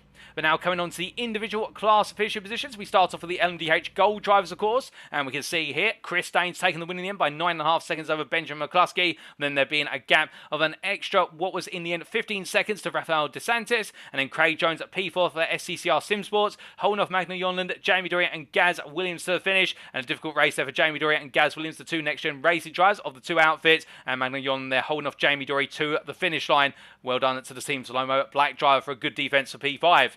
Then coming on to the LMDH Silver class, we can see here that Mark Baker taking the win by 17.5 seconds for Speed 9 Esports over teammate Jochen Seeger and Paul Williams completing the podium. So it is a lockout for Speed 9 Esports on the podium. What they tried to do in the sprint race today, couldn't quite do it, but they've done it in the feature, and I believe that's the first time they've done it this season, unless I'm mistaken. Callum Jenkins with a difficult end to his day after running so well. A couple of mistakes and incidents cost him dear. P4, the Privateer, a lap down in the end, and David Harney with that early retirement, P5, albeit I think that will be classified as a did not finish. Then coming on to the LMP2 class, and we can see here that despite his sprint not going the way he wanted it, back on form in the feature, Kevin Stringer taking the win by 9.6 seconds for SCCR Sim Sports over Nigel Stott, the Privateer, and then Mark Sykes in P3 there, having to retire 7 laps from the finish, albeit not retiring, in fact being towed back to the pits and then getting back out onto circuit, but at that point running around multiple laps down and just keeping it safe and bringing home that third place finish. And then we come on to our GT3s, of course. Let's not forget about our slowest class. We come with our GT3 Gold drivers first, and Deegan at Fairclough there taking the win. The Privateer by 3.6 seconds over Stefan Vessels come the finish line. And remember what we said earlier about Stefan Vessels gradually finding a way to close the gap to his rivals. We definitely did that at the very end, and finding that lap time as well, matching Fairclough towards the end of the race. And that's the thing about Vessels. Keep your eyes on him, the Racing Team Astra driver. He will be looking to contest those wins. There's no question about it as the season goes on. Ryan Walker there, a further 24 seconds back, but in an absolutely brilliant battle between himself, Johan Ersson, Frederick Dorey, and also Russell Fowler for P3. But in the end, it was Walker versus Ersson, and Walker came out on top. And then just missing the podium, Johan Ersson ahead of Frederick Stensborg Dorey, and then Russell Fowler completing the run to P6 for Performance Link Esports, 4 seconds clear of Ole Martin at Mjork. And then we do have Magnus Bjerkeke for Team Slow-Mo Leftovers, finishing a lap down, much like Team Slow-Mo's Eric Benson, and then Liam McNeely, the first of 3 retirees, and also we had the retirement of John Higgins Jr. and Espresso Rien as well. Now coming on to the GT3 Silver class, we can see here that Tom Bingham taking the win by 9.5 seconds for Performance Link Esports over Paul Scott, with Stefan Albanese P3. And congratulations to our podium finishers there in a very close and hard-fought race between Paul Scott and Stefan Albanese towards the end. Jack Barker in P4, recovering to P4 after a difficult start. Ben Bennyworth P5 after the Made for Racing drive. And the Privateer of Bennyworth definitely right now in the mix there, but it wasn't to be in race number 2 of today. Ollie Wayne there P6, and then Matthew Addy finishing a lap down ahead of Mark Arrowsmith with that unfortunate retirement after his pit stop. Then going on to the last of our GT3 classes, it's the GT3 Bronze class. Baz Meacham taking the win there, 1 lap ahead of the field, only one to complete the 37th lap. Everybody else finished on 36 laps or less accrued. And you can see the Privateer taking the win over the Racing Team Astra driver Elwin Sykes, ahead of Eric Sveston, who completes the bronze podium for Team Slow-Mo Black. And then the 2 Privateers are Jordan Bevois and what was Jorge Santos, followed up by Ingar Almklov and Daniel Stimman there completing the standings, albeit Stimman having that early retirement for Rossum's Universal Robots.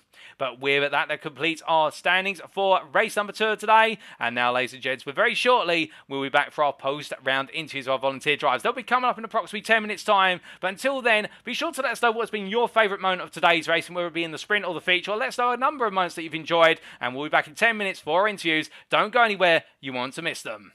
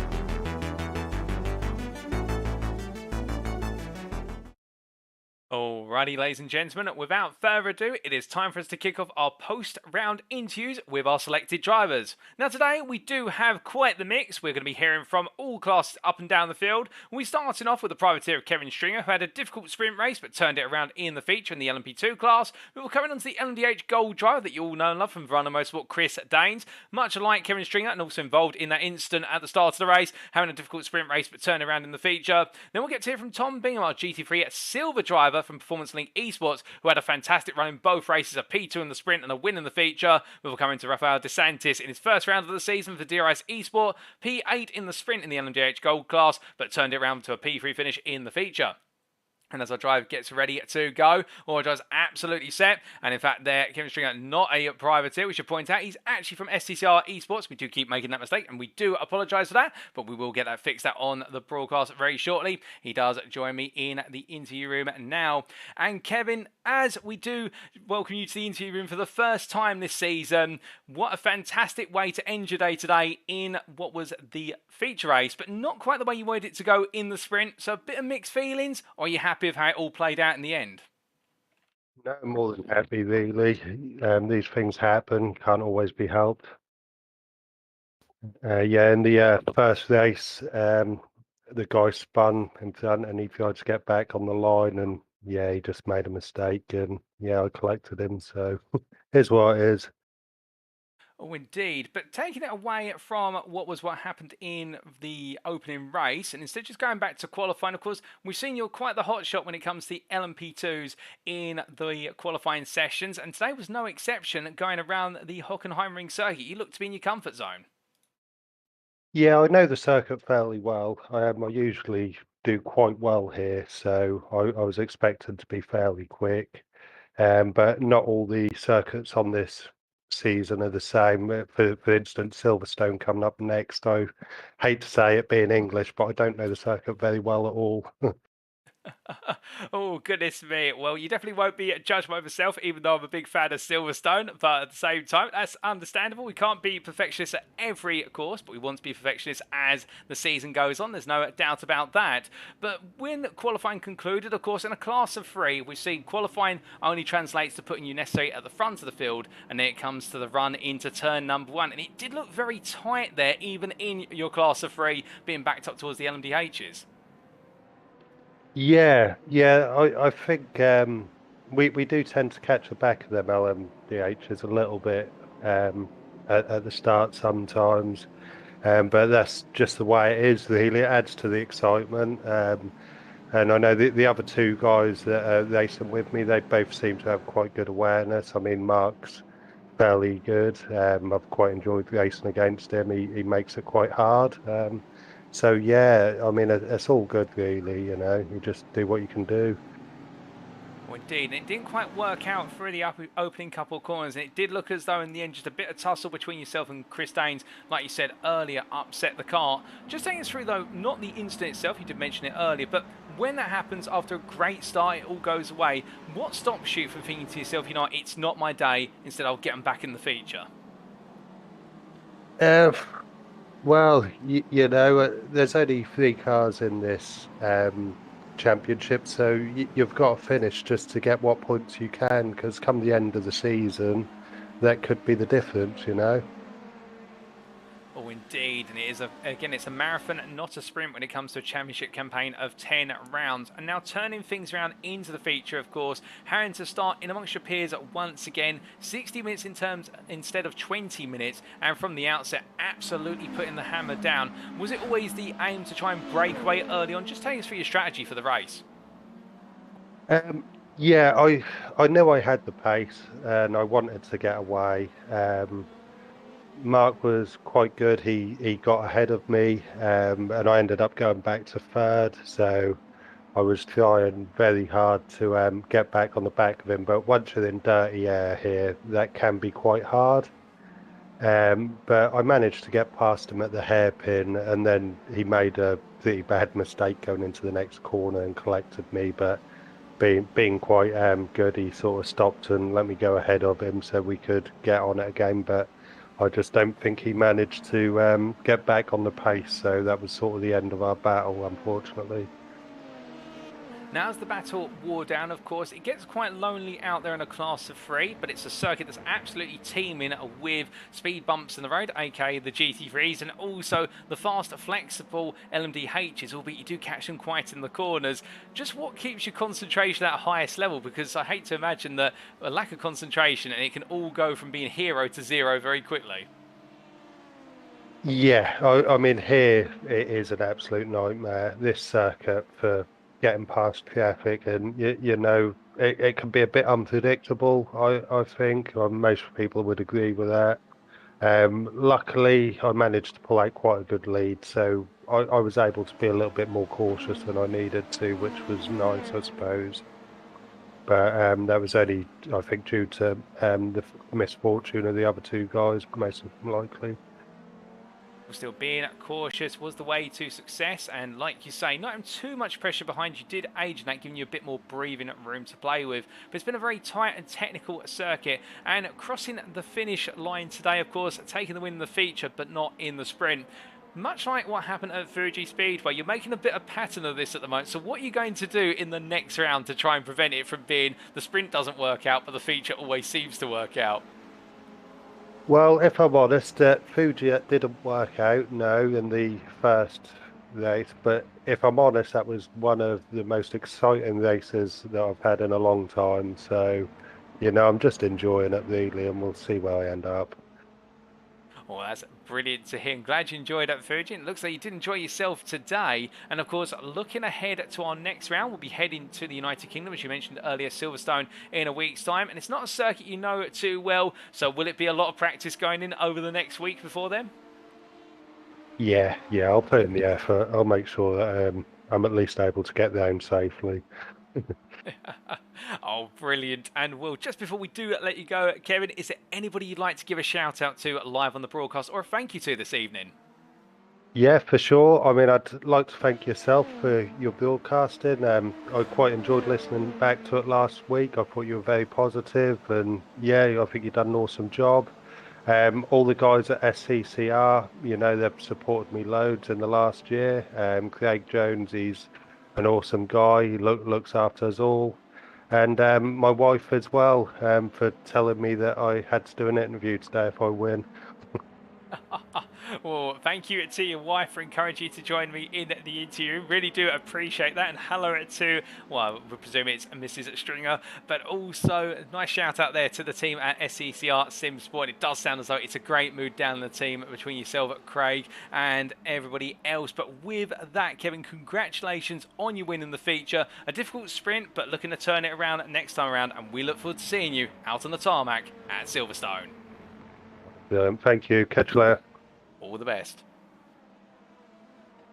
So hearing there from our LMP2 driver and our feature winner of it, Kevin Stringer from SCCR Sim Sports in the number 26 car, and in his own words they're having a bit of a difficult run in the sprint, and indeed an incident that undid all the hard work that went into qualifying, but still keeping his head down and keeping in mind, with it being a 5-driver maximum LMP2 championship, every point is critical and you cannot afford to drop a single point either way you play. In terms of when you have those races where you get knocked down, you've got to get back up, get back in the car and push on and make sure you pick up the points, because they could be the difference between you being the winner come the end of the season and you being at second place by a single point. But it'll be interesting to see how he gets on at Silverstone, because he has been the #1 pace driver at the circuits we've been to so far, but a circuit he doesn't know too well. Well, how will he get on in Northamptonshire? That will be the challenge that confronts him.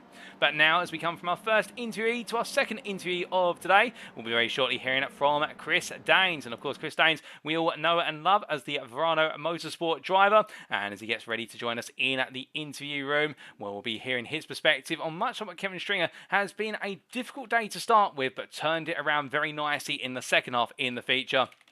And as he gets ready to join us now, well, it does look as though he's all set and ready to go.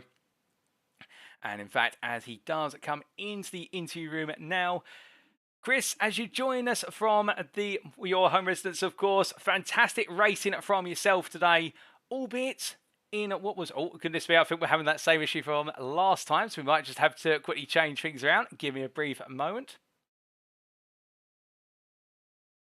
Okay, hopefully that's fixing this time. Get a bit forgetful with regards to that technical issue with the interview room for whatever reason it exists. But welcome, Chris. Hopefully we're coming through. Yeah, coming through fine. Alrighty, brilliant. Well, as I was saying there, as you do join us, a difficult start to your day today in the sprint, but turned it around very rapidly in the feature and never looked back. Bit of mixed feelings. Are you happy given the Hockenheimring seems to have been a circuit that's caught many a driver out today? Yeah, mixed feelings, as you say. But overall, I think I can be happy with the progression I've made with this car, because I felt like I've sort of turned a corner a little bit with this car. Last race, I struggled. Last round, I struggled a little bit because I was still learning. But I'm starting to feel like I'm starting to get a bit more dialed in with the car. So there's a bit of progression there for me. So I'm happy with that. Oh, indeed. And well, of course, at Fuji, there was that concern about the front tyres and the front brakes and how much locking up was happening. Albeit we had quite a few heavy braking zones at Fuji. And then again here today, as we see you braking into the Spitzer hairpin, quite a few heavy braking zones here in Germany. But if we dial it all the way back to your qualifying session, strong qualifying from yourself, and in the end, really putting those laps together. And well, as it played on out, taking pole by 8/10, an absolutely staggering margin. Is Hockenheimring one of your favourites by chance? No, it's I do like the circuit. Don't get me wrong, but there's a bit of a knack in qualifying with these cars, which I've found out pretty sharpish. But let's just say I wasn't putting in my best laps in the first part of the session because, well, there was a reason for it. I'm not going to say, but there was a reason for why I do what I do. So I tend to leave it until the very end of the session, the same as what I did last time, just leaving it to the end of the session. But yeah, it was a good lap. It was a great lap. I was pretty pleased with that. And it's really helpful that obviously the classes are split, so the GT3s are on their own. I'm sure they enjoy being on their own as well, doing their qualifying. So you never have to worry about that sort of traffic as well. So as long as you can find a good place on the track, yeah, you can be a bit free of traffic. So yeah, that was a good lap. I don't think there was any more on the table for me, so that was a pretty perfect lap from me. Oh, indeed, a perfect lap, and then it all went not so perfect in the sprint. We saw you coming out to turns 2 and 3 off the curb before, and the car wanted to go around. Just take us through what happened from your perspective. It was just a bit of an experience, I think, for myself on cold tyres. I've not done any races apart from the last round with NXTGEN at Fuji, so I don't actually race the car, so it's very difficult to get used to the cold tyres. And in practice, I was lapping and completely forgot about the whole cold tyre situation. So I've gone into turn 1 and 2, and then eventually turn 3 where I dropped it. But DeSantis caught me off guard. He made a cracking move out of turn 1. So I was on the outside of the track, so it was a bit of a dirty side of the track, and the tyres started lighting up as I was coming out the corner. And I thought, okay, well, just got to be careful now. So I stupidly run over the curb, and with cold tyres, the car bounced and just turned on me. It's just one of those things. But I just want to say a big sorry to Kevin for taking him out, because I didn't mean to do that. I have messaged him and apologised to him, but that was a bit silly of me to rejoin like I did. So I expect some form of line of a penalty there. But in hindsight, I probably, looking back, would have done something completely different. But it's tricky in that situation when you're just so annoyed at yourself, you just want to get back on the race. I saw a little gap between the LMP2s, and I thought, I can make it, I can get there. And then the car spun around right on the racing line rather than me trying to drive it straight off the circuit and then come back on. Yeah, but hindsight's a wonderful thing, isn't it? Oh, indeed, hindsight is always one of those things we can talk about, and we have to learn from going into the next races. We can't go back and do it again, unfortunately. But still, speaking about going back again and doing it again, starting off in the feature, making it count, given the fact you've been able to put yourself right up there, given finishing at the sprint race, which of course everyone encouraged you, because it sets you up quite nicely for the feature. And from the start, nailing it out of the box and never letting go. Yeah, it was a fairly straightforward run for me, really. I think it was. There's a lot to think about with these cars. It's not just a matter of absolutely planting your foot and putting in the best lap after best lap, which I think a lot of people still do. And I've learned that from last race, where I done that in Fuji, and I ended up with completely shot tyres. So this time round, I was right. Okay, let's just take time a little bit, look after the tyres, look after the battery, look after the fuel, all these things that I was thinking about. And once I had a bit of a lead, I started fuel saving quite heavily, because I thought, well, if I could manage that 6-second gap, or at the time it was 3 seconds, but it got to 6 seconds, second place, I thought if I could just manage that gap whilst fuel saving and him not catch me, then that's what I'll do. So yeah, I managed to save quite a lot of fuel whilst maintaining the gap. So I controlled the race really well, to be honest. That's why I'm quite chuffed with myself. It felt a really controlled race, no silly moves, and yeah, just bringing it home with 3 extra laps worth of fuel compared to everyone else during the pit stop. So yeah, happy. We definitely looked very in control out on the circuit and, well, smooth with the groove of the car. And speaking of having to be smooth and consistent around here, we did hear moments ago from Kevin Stringer mention about having to navigate the tight sections of this circuit, particularly when we look at the run through turn 11 through to 16, the stadium section. And in these LMDH cars, of course, by default, you don't want to lock the brakes up, but then you might have to be a little bit more aggressive with the brakes when you happen to come up behind a pack of GT3s. Just take us through from the fastest class perspective, having to pick your way through the traffic. It is tricky because obviously you don't want to interfere with their race, and you're trying to make sure they don't lose time, because you wouldn't like it on the other, on the other side of, if the, shoe was on the other foot, you wouldn't want it done to you. So try and respect that as much as possible. So if you're coming up to a GT3 and you think, well, I'm not going to get him in the next 3 corners, back off and fuel save, and then try and get him out the corners. I mean, yes, you're going to lose 2 seconds, but it swings and roundabouts, so it is tricky, it is difficult, and I pulled a couple of moves going into the last sector where I thought, well, actually, maybe I shouldn't really do that there because that was too close for comfort, and then you straight away learn from that and you don't do those sort of moves again. But it is tricky into the stadium section. It's very tricky, but you've just got to sort of use your noddle a little bit and try and work out where you're going to get them on track. And if you think you can't get them in the next 3 corners, just sit and wait just for a couple of seconds. Yes, you can, like I said, you're going to lose it a couple of seconds, but you're not going to cause any incidents and you're not going to get any angry drivers. Well, very true. You have to be smart, sensible, and know when the right times to make the move and when not to go for it. And speaking of making moves, of course, the rivalry between yourself and Benjamin McCluskey now taking a bit of a different turn, with both of you having very different trajectories of results today. And the story continues going to Silverstone in a week's time. How are you feeling for the British circuit? Yeah, good. I mean, I'm not a fan of British circuits at all. I find them all very boring, to be honest with you. Blasphemy, sir. Silverstone's great, and I'm looking forward to Silverstone in this car.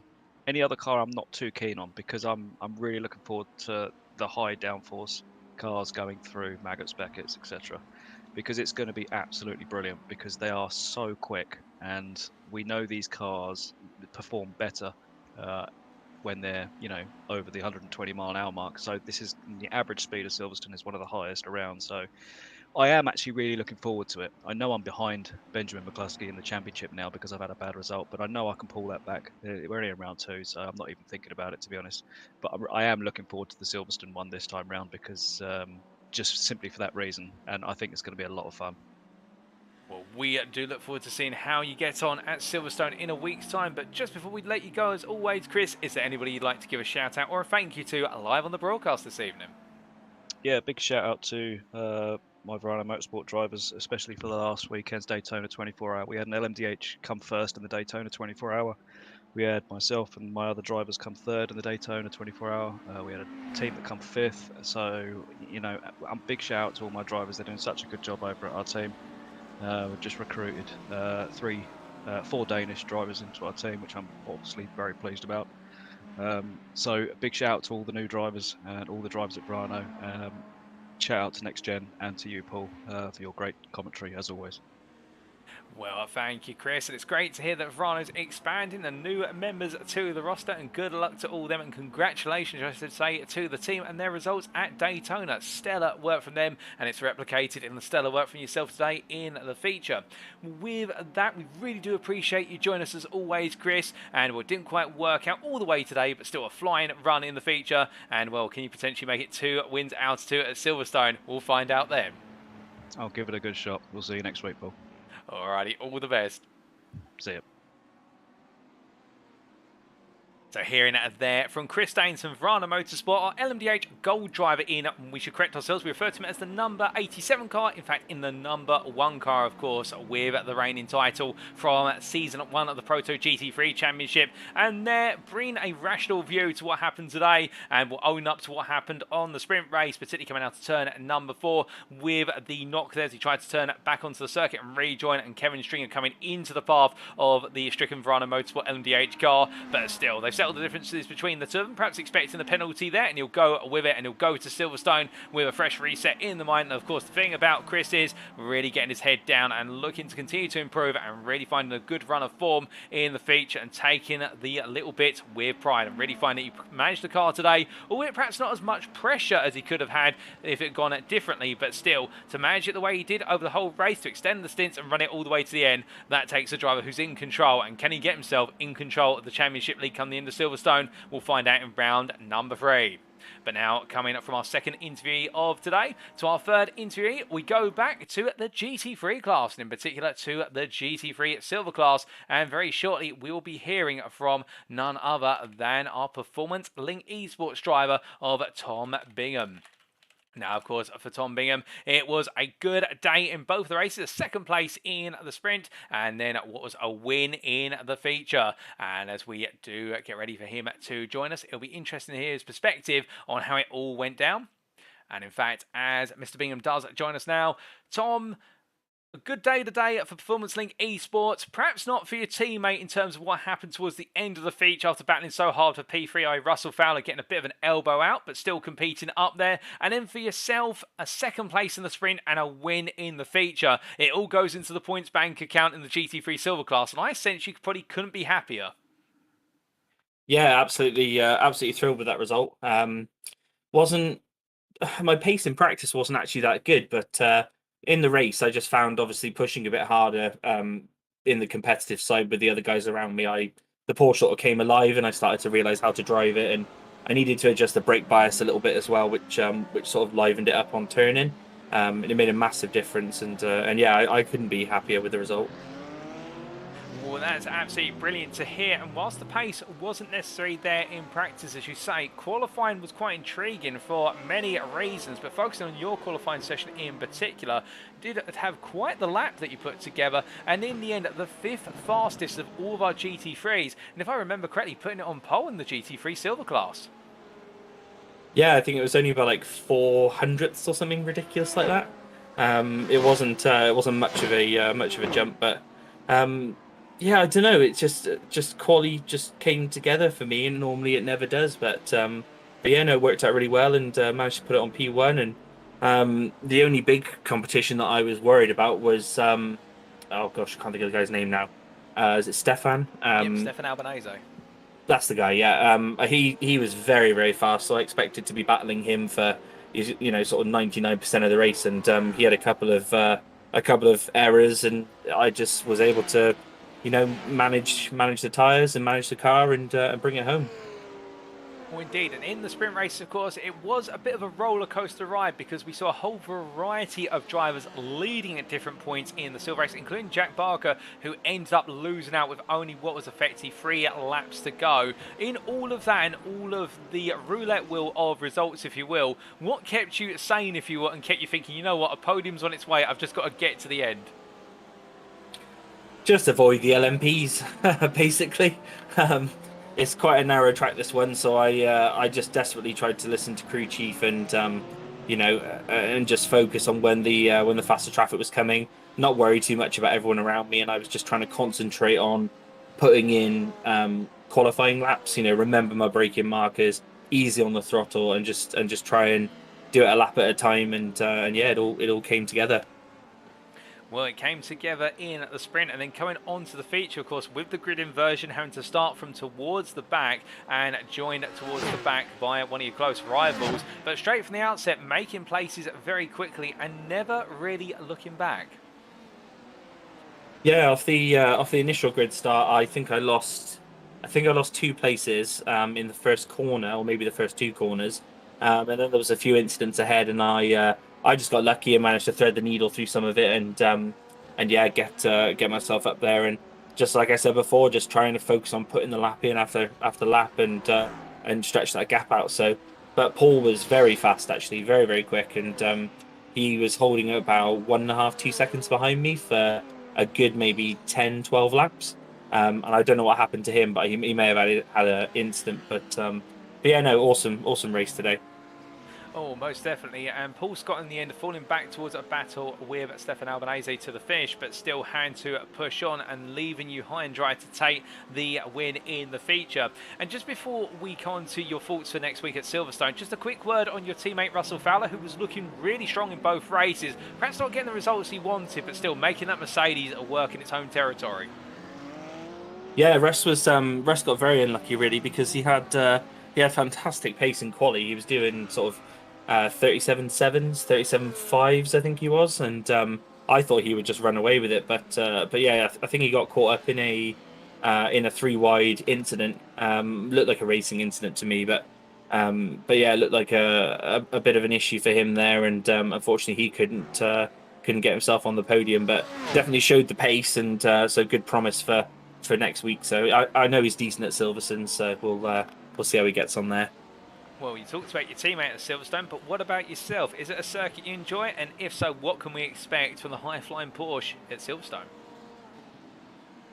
Yeah, I really like it. I really like Silverstone. It's one of my favourite tracks. Driven it quite a lot.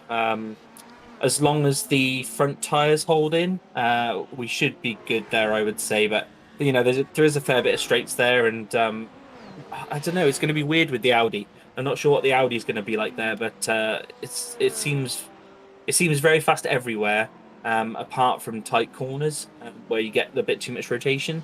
So hopefully the Porsche can do its thing, and you know, the Audi doesn't just leave me for dead.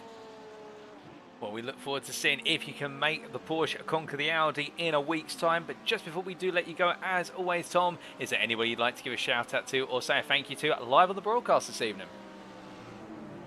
Yeah, I'd like to say a big thanks to NXTGEN and all you guys, especially yourself, Paul, for putting the stream commentary on there. You do a fantastic job, so congrats to you. Also to Performance Link and my teammate Russ, who sadly didn't have the race that he wanted. My wife for putting up my sim racing, and any of the guys that know me and anyone that was watching my stream. Well, Tom, it's been a pleasure as always to have you with us. I'm glad to hear you enjoying all the racing and also the broadcast as well. But thank you once again for joining me in the interview. Congratulations on your double podium, including the win in the feature. And we look forward to seeing how you get on at Silverstone next week. Cheers, Paul. Thank you. All the best. So hearing there from Tom Bingham, our GT3 Silver driver, and while the leading drivers in the GT3 Silver Championship coming away from state in the 36 Porsche, the Performance Link Esports driver there really showing a great balance in terms of temperament over the course of the racing. Qualifying hooked up well, albeit only pipping Stefan Albanese to pole in the end by 400ths, as he described, remembering those times very well. And then in the sprint, it was a bit of a roulette wheel in terms of who was going to come away with the win. Not quite able to pit Ben Bennyworth to the post of the win, but still close behind his fellow Porsche driver, and then making it all count in the feature, coming on through the order and then not looking back, albeit with Paul Scott holding pace behind him. There may have been a bit of a worry at that point or two, but you can imagine those worries soon faded away when Paul Scott fell off the pace slightly and Bingham was allowed to run away off into the distance and take the feature. And it'll be interesting to see whether he can continue that run of form, i.e. the non-stop run of podiums at Silverstone. We're now coming on to our final interviewee of today, ladies and gentlemen. You've heard from a mixture of our classes, and we'll be going back to the LMDH Gold class to hear from our driver of Rafael DeSantis, the DRS eSport driver in the number 71 car. And well, as he gets ready to join us now, and we just invite him into our interview room. And we just need a brief moment, ladies and gentlemen, but it'll be interesting to hear his perspective and what has been a similar day to Chris Daines in some respects in terms of how the performances have gone from one perspective or one end of the spectrum in terms of not working out to going very well. And as he now joins me in the interview room, Raphael, it's great to have you join us this evening. Appreciate you staying up a bit late, but still a very odd day today, a P18 class in the sprint, but then a third place in the feature. The Hockenheimring, has it been good to you, has it been bad to you, or has it been a mixed affair in your opinion? I mean, I think there's an error in the sheet or something, because in sprint race I won overall. But yeah, I mean, I would say it was alright in the sprint race at least. In the quali, I was having a hard time getting a lap in. I only did one lap, one clean lap at the end. And the feature race, it was really hard starting from last place from the gold class. I had a decent start, overtook 2 people already, and then a silver car overtook like 3 cars in one corner for no reason. So I lost a lot of time behind him, and yeah, I fell back like 10 seconds to the leader, and it was so hard to catch back up because every 2 corners you got a GT3 car, and yeah, I mean, the feature race wasn't that enjoyable, but yeah, it is what it is. It's a small track. It's very hard to overtake, so sometimes it's like that. Well, indeed, and my sincere apologies for the mix-up with the classes. We just do get an update on that, and you're right in terms of taking the win. And well, with that in mind, as we just remedy things at the same time, it all started off with qualifying, and well, what a way to start it. Very close between yourself and P2, but not quite finding the 8 attempts to be on pole. Yeah, I mean, I definitely had a way better lap in me. I couldn't get it together. Like yesterday when I did the practice qualifying, I definitely would have beaten the pole position. But yeah, I didn't want to risk it at the end because I didn't have a single clean lap. So rather safe than sorry. Or understandable, and by playing it conservatively, set yourself up on the front row, and we're going on the offensive immediately at the sprint to try and take Chris Daines into turn number 2. It was a very daring move, and it paid off. Yeah, definitely. I mean, a bit unfortunate for him that he spun out in turn, was it 3 or 4? But because I already was looking forward to battle with him because of last season, it was always nice to battle with him because we were about the same pace. So I was looking forward to that, but yeah, unfortunate for him. But I mean, he made it back into the win in the feature, so good job to him, and yeah. Indeed, bouncing back at the end, and we did see that from Chris, but continue to focus on yourself, of course, in the sprint, running on away, but well, managing the race as well and keeping the gap from your rivals, and in taking the win by 11.3 seconds. Just taking us through when you're out front, having to manage the car in such a short race, because you want to go as fast as possible in the sprint, but at the same time, you don't want to cook those front tyres or indeed wear the brakes down. Yeah, in the sprint, it wasn't that bad, but yeah, of course, when you're in first and you have a big gap, you have a bit of space to breathe. And maybe recharge your battery a little bit, maybe save some fuel. Well, not really in the sprint, but yeah. Especially save tires. You can take it a bit easier with the GT3 cars. You don't have to dive bomb them as much because you have a big lead. So yeah, you can be a bit more careful. It's honestly better to be in front than be in the back and try to catch up, as we saw in the feature race. Especially with how hard it was to overtake. Oh, most definitely. And coming on to the feature, of course, having to start from the back of your class and make your way up through the order as rapidly as possible. But as you say, very difficult to find your way on through. The opening laps are critical, and you did make quite a bit of ground early on, but perhaps not as much ground as you wanted. Yeah, of course. I mean, I did have an okay start. Like I said, I passed 2 cars already at the start, or the turn 1. But then someone from the silver class absolutely sent it into turn 2. So yeah, I lost a lot of time there, got stuck behind some other drivers, and yeah, I was just managing the boost a little bit so I could have more later when they were running out. And I did then overtake them then, but it was a bit late because of that move. But yeah, every time I got close to Chris, or close, I mean 8 seconds is not that close, but it's still a bit closer than, that's probably the closest I was in this race. Every time I got that close, I either spun out, or I got spun by GT3, or I spun out myself, so yeah. Unfortunate, but in the end, P3, it's not that bad. Oh, indeed. And a third place that will go a long way in the start of your championship campaign. 2 podiums, a win, some big points coming on him. And next up, of course, is Silverstone in a week's time. How are you feeling for the British circuit? I love Silverstone. It's one of my favorite tracks. And I did really well last season there with the GT3. In fact, I won the feature race. But yeah, I mean, it's always a challenge, especially with some good drivers like Chris and Benji. I really enjoyed watching the first race in Fuji, so I'm looking forward to it. It's definitely going to be easier to overtake the GT3s there, so I'm excited to have more time battling the other LMDH cars. So yeah, it's going to be a fun one. Well, we do look forward to seeing how you get on. And just before we get ready to let you go, a quick word on your teammate, of course, Stefan Albanese, racing in the GT3 class today and putting in a good set of results in the GT3 Silver class. Yeah, I mean, I don't think he's going to be very... well, I think he said he was a little bit disappointed with this result. But I mean, yeah, he got a podium, and I think that's not that bad.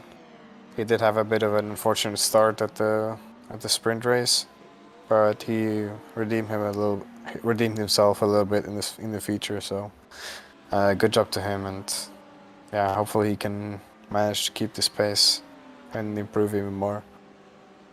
We do look forward to seeing how you both get on in the next round and what lies in wait as the season goes on. And of course, we're after your thoughts on Silverstone. And just before we do let you go, Raphael, is there anybody you'd like to give a thank you to or a shout out to on the broadcast this evening? Yeah, thank you to my dad who was watching me in the feature race. Yeah, it's always enjoyable to have someone watch you and root for you. So yeah, thank you, and yeah. Well, I'm sure your dad will appreciate the shout out, but with that, it's been a pleasure to have you join us in the interview room, Raphael, and congratulations once again on your double podium, including the win in the sprint, and we look forward to seeing how you get on at Silverstone in round number 3. Thank you. Cheers, mate. All the best.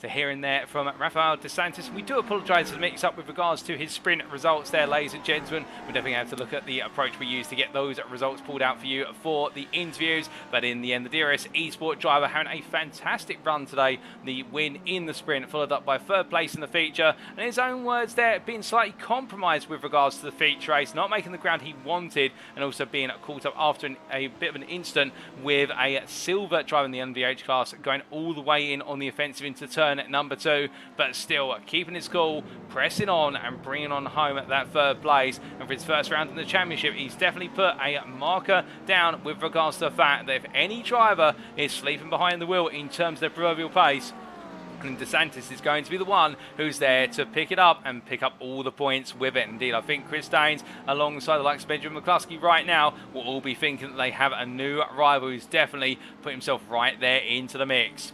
But with that, ladies and gentlemen, that concludes our interviews for today. And you heard from the quartet, well, lastly, of the number 71 driver, Rafael Dos Santos there, the LMDH Gold DRS eSport driver. Prior to that, from the number 36 driving the GT3 Silver class of Tom Bingham from Performance Link Esports. We also heard from Chris Daines in the number 1 LMDH Gold Verana Motorsport machine. And then our opening interview of this evening was SCCR Sim Sports' number 26 driver, Kevin Stringer in the LMP2.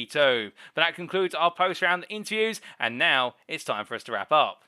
Thank you very much for watching, and if you have enjoyed the show today and you want to know more about the Next Gen racing community in terms of all the series we run and everything else in between in terms of what we do outside of sim racing, the real world of motorsport, and also the upcoming leagues we're planning to run, then why not check out either our official website, that's at nextgenracing.co.uk, alternatively you can go to our official Facebook group, and that is at facebook.com/groups/nextgenracing. But as our drivers get set to make their way from Germany to the United Kingdom, what lies in wait for them, of course, is the Silverstone circuit for round number 3 on Wednesday, the 1st of February 2023. It'll be a new month of racing, but with it, some things will stay the same and stay evolved, and that'll be the old adage, which is that Silverstone is high downforce, it's wide, it's open, there's plenty of room for overtaking and navigating the traffic, and who will be able to maximise the space and bring on home the maximised possible set of points that they can from the British territory. We'll find out then on the 1st of February, but until then, we've been Next Gen Racing. I've been your host and commentator, Paul TX141 Walsh, also known as Brit and Spit. And until next time, remember to stay safe, stay well, stay smiling, and as always, most importantly,